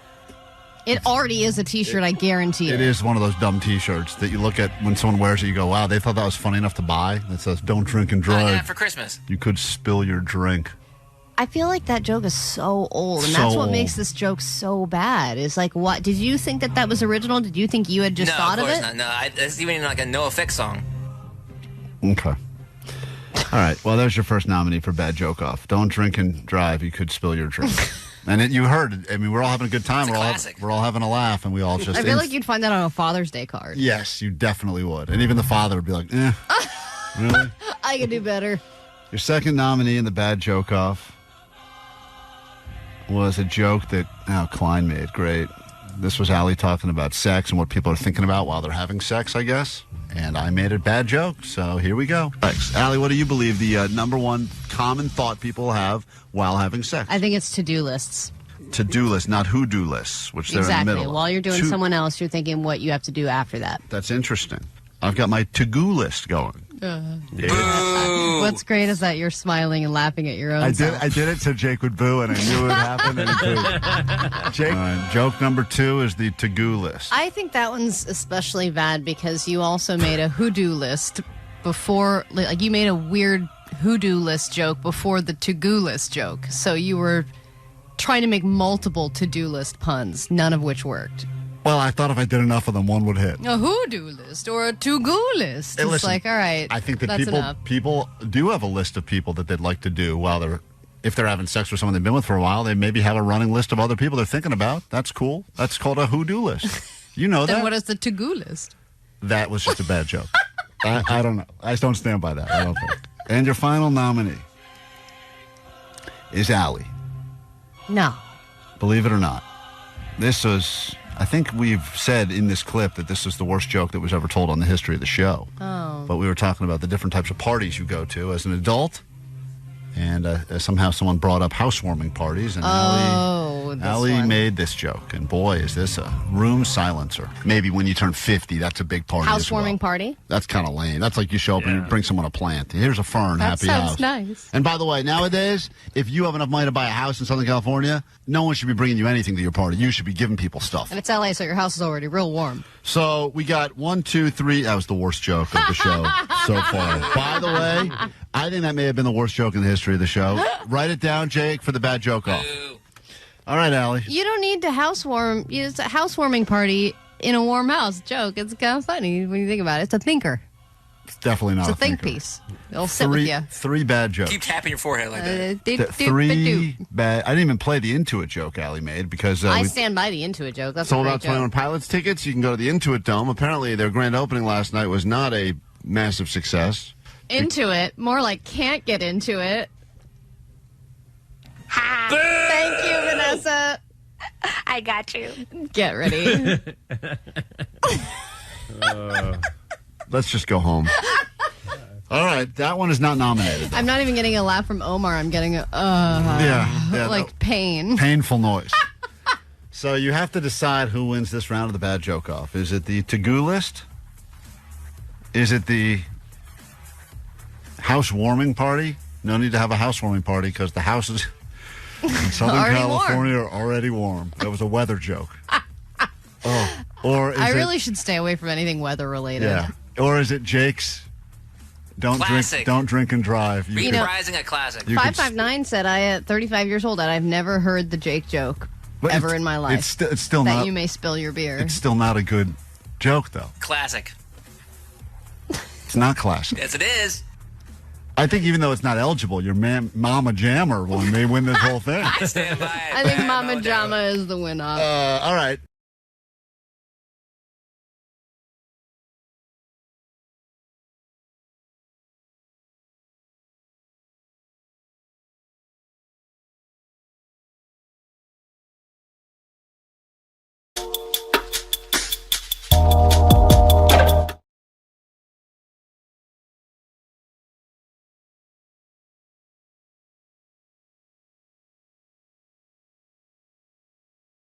Penis vagina.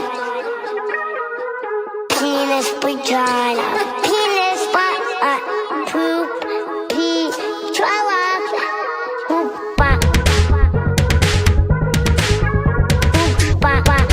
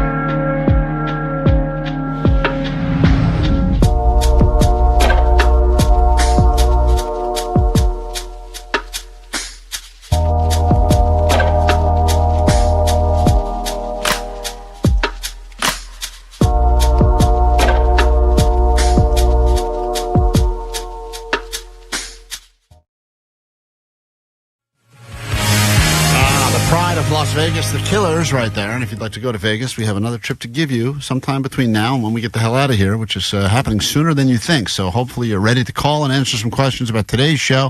And if you need another quiz, maybe you didn't do well on quizzes in school, I did terrible, you have an opportunity to listen to the show every morning and at the end answer some questions about the show that you listened to for the last, 3.5, 4 hours. Could be worth a trip for you to go to Vegas, see Sublime, and we'll put you up in a hotel and give you some money to get there. All right. That's all coming up shortly, so be ready to call if you've been paying attention to today's entire show. As you know, today is Jake's birthday. Not a national holiday, but it should be. That's Jake the Nerd right there. And I'll say his new year's already off to a good start because he got a new car. This guy's been driving a real POS for years. Yeah. And he got himself a nice car. It was his dream car. It wasn't a new car, but new to him. It was his dream used car. Dream used car. Yeah. And even though Vanessa is judging you, it's you got yourself a Lexus, and that's very nice car, Jake. And for some reason, you had this car many years ago and have never been able to get over it. You said it was the best car you ever had, so you couldn't wait to try to get it again. Yeah. How does it feel to drive in your new old car? I love it. It's still a little surreal, but yeah, I love walking out and seeing it. I'm like, man, I finally get my car again. It's awesome. And you found this thing through Facebook Marketplace? I did, yeah. And it went so far, because a lot of horror stories about people that bought used cars from individuals, but so far so good. Yeah, so far so good. You know how when you buy a new car, you get new car smell? Do you get previous owner smell when you get into somebody else's car after you buy it? I haven't noticed anything, nuh-uh. Well, I guess his smell was ever to overpower. Jake's smell will always overpower. So that car now has new old Jake's smell. But is it true that the guy had a weird emotional moment when you were... Oh, he did. Yeah, it was kind of cute, actually. He didn't want to give you... Like, he made a deal with you to meet. You gave him the money, and then the guy didn't want to actually give you the car. He said, oh, hold on, one more thing. And he had to, go out and say bye to the car. This is what he said. Okay, Lexus. Okay, Lexus. And Lexus was like, goodbye. Yeah. Wait, so he said he wanted to have one more moment with the car? Yeah, so he walked out and he put his hand on it and kind of bowed his head and had a moment of silence with the car. I've done that. Wow. I have a weird sentimental moment, like when a lease is up and I go through. When a lease is up? Yeah, I grab wow, what a connection. I've had you for exactly 36 months. I don't care about you anymore. I'm replacing you with something newer. And now goodbye. But there was a moment where you said, hey, you kept me safe. We had some trips. You take a second where... Yeah, we brought our kid home in our... Yeah. Oh, there you go. That's the car I brought my kid home from the hospital in. And, I'm never going to get that baby turd out of the back seat, but goodbye. But I think when you have a car for a long time, when I had a Honda Civic Del Sol for 15 years or whatever it was. I used to love those. Drove it all the way across the country to New York. I had it all the way through there. And then when I was moving back to the West Coast, I was like, it just doesn't make sense to do this twice. And I had a real emotional moment saying goodbye to that car because it really got me through a lot. And it was one of those cars that was reliable when I couldn't afford anything to go wrong with my car. Mm-hmm. And it was like, dude, you did good. Like, you did me right. But Jake should be having that moment with his old car, not his new one. His old car, he's had. I ain't having a moment with that old car. Good riddance. Yeah, Jake's got no emotion with that car. And that car, I mean, that car's been with Jake for years and years and years. You don't have any sentimental attachment to that car? Man, a little bit, because it did get me into like Texas and back like twice or 3 times. So that's pretty nice. You got me through 3 useless trips to Texas. The time Did you buy that car, Jake? No, I was gifted that car. That was an old car, and then this By your car, parents, right? This car was my dad, yeah. This car was a gift, but it's a gift that you owe them. You're going to pay them back. That was the deal, but they gave me a birthday present yesterday. And the birthday present is that I don't have to pay them back for it. Wow. They gave you $14,000 or whatever it was? Oh, like 15 with the tax. Holy Oh, my crap. God. Are your folks loaded? No, they're retired though. Jake, you had to pay tax on that. Let me get this right. This was a person-to-person exchange. Well, when I go to transfer over, I'm going to have to pay tax, the DMV, or whatever. Uh-huh. Yeah, but you asked the guy to lie, and you tell him that he only sold it for you like $1,000. Exactly. Right? That's not. You don't write down $14,000 on the thing. Right. You write down like $4. Everyone knows that move, dude. Oh. Did you not know that, Jake? For real? Unbelievable. No, I knew that. Oh, okay. You just chose to be honest. So you're now your new car, Jake. I mean, for you, new car.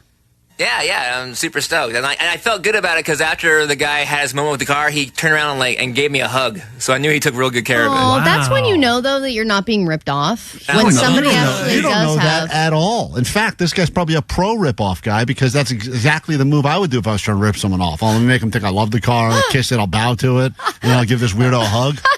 Just to solidify that I'm serious about That's it. going a long way. Yeah. So He already had the money. if you're keeping track, then Jake, you have not paid for a car ever. No, I've paid for a car before. Because he had this exact car a while ago, and he was, and then he paid for it then. I think, right, Jake? The last time you had this. But the last car you had for a long time, and your dad gave it to you, and this time your parents are giving you a Lexus. Yeah, when you put it that way, I guess, yeah. But even your parents were like, "You need to get rid of this car. We gave it to you, and it's time for you to." I felt like they were embarrassed to be dripping around in it when they came to visit me. Yeah. By the way, 310 said every time I say goodbye to a car, I have a moment where I kiss the steering wheel and say goodbye and thank you for the memories. Yeah, it did get you so many places. That's a real thing. I mean, Jake, I just want to say on today, your birthday, I think this is going to be your year. Great. Thanks. No, you just mushed it. Al, you're mush. I'm not mushing it. You're mushing it. We have to name the car.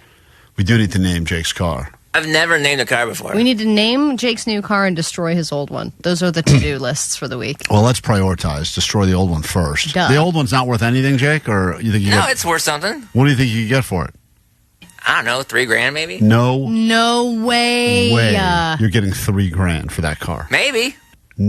I'll tell you the answer is definitely. It runs fine. You're definitely not getting $3,000. Would you be okay with us giving it away on the radio? I guess. Okay, so you're You going to think you accept can get zero. $3,000 for it, and No. you're just going to say no? So we'll just give it away. That's a great piece of show memorabilia. People love stuff from the show, stickers and shirts and stuff. But there was only But one. it doesn't have the sticker on the side of it anymore.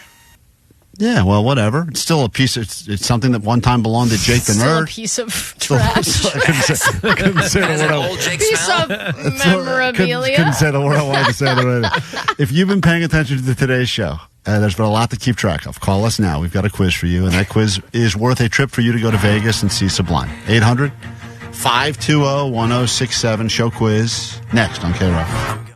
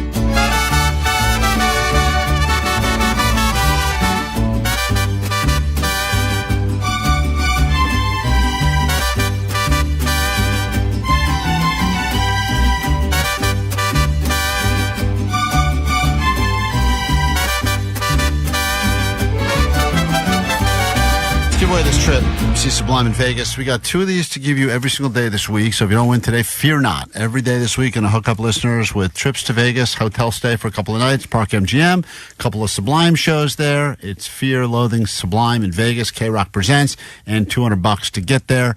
And I hope you win, because who couldn't use a little end of summer trip to Vegas? Maybe you didn't do anything this summer. You need your summer story from summer 2025. Let's give it to you. And hopefully you've been listening to at least some of today's show. It's an opportunity for you to get 3 out of 5 questions correct about today's show. If you've been paying attention, we send you to Vegas. We say hi to Matt in Garden Grove. Good morning, Matt. Good morning. You've been listening to the entire show this morning, or at least a large portion of it? A very large portion of it, yeah. All right. Let's see if you can get 3 out of 5 right. Maybe you go 3 in a row and prove that you're an actual fan. And tomorrow you'll have another opportunity, just like today, to win yourself into this Vegas trip for some Sublime. Question 1 is an audio question. We played this sound earlier in the show today. What was it a sound of? What was that a sound of? We played it, talked about it. What exactly was that? That was the sound of a roller coaster falling apart. Wow. That is absolutely correct. We heard a lot of stories from listeners that also got to experience different variations of ride malfunctions. And apparently, rides are malfunctioning all over the place. You're a 1 for 1. That's a great start. And we go to question number 2. Talked about the great actor Gary Busey earlier today in the show. It was during, I think, Allie ADD News, and he had some legal troubles. The judge gave him a very different name. What did the judge call actor Gary Busey? She called him Gary Busey. Gary Busey. Let me see if we can accept that. The judges are saying yes. This is what she said. Okay, Mr. Busey, please state your name and raise your right hand for me. Yeah, she did refer to him a lot as Gary Busey and Mr. Busey, and that is 2 for 2. What a start. What a start. Vanessa later in the show said Mr. Boozy. But it sounds the same. Mr. Moosey, Mr. Boozy. You just said Mr. Moosey. You're getting further and further away. Now you're adding. What's from his the name? actual actor. It's Gary Busey. Oh, Busey. Get it straight. Duh. All right, let's see if you go 3 in a row right, which would be incredible, Matt. And anyone who thinks it's impossible to listen to this show for 4 full hours, this is what they tell us every time we have a meeting with the higher-ups here. No one's going to listen to your show for 4 hours, so just try to be decent for 5 minutes at a time. And we feel that people, if the show is good enough, will listen longer. That's at least our theory, which is why we still put in the effort. Final question, if you get it right. If not, we move on to question 4. And if you cannot get these right, then we move to another player. My kids talked to me about a sex position that I was unaware of. What was the sex position that my kids talked to me about? They talked to you about 6'7". 6'7". This would be for the win. Let's find out. Mom put her thing and you put your thing, and then you put them together, and then you get the same blood or something, and then you make the baby. It's like 6'7". 6'7", apparently. 6'7". Matt, you're going to Vegas to see some Sublime. Congratulations. Hotel, cash to get there. And you can pay for 6'7" there. Yeah, you can pay for that 6'7". That's legal there. Hold on, all right? All righty. Thank you. Was it worth it, the last 4 hours of your day, just to win this trip? Worth it? Very much worth it. All right, we'll take that. Hold on, Matt. Congratulations. All right, we got takeaways to get through from today's show. Now that we've covered some of what happened, tomorrow we'll give another person just like you an opportunity to win a trip just like that.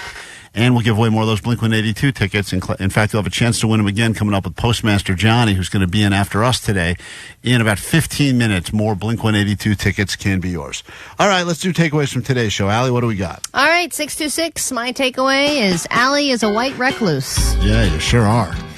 626. My takeaway is Mr. Boosie. Raise your hand. Mr. Boosie. 424. My takeaway is the high school bathroom is international waters.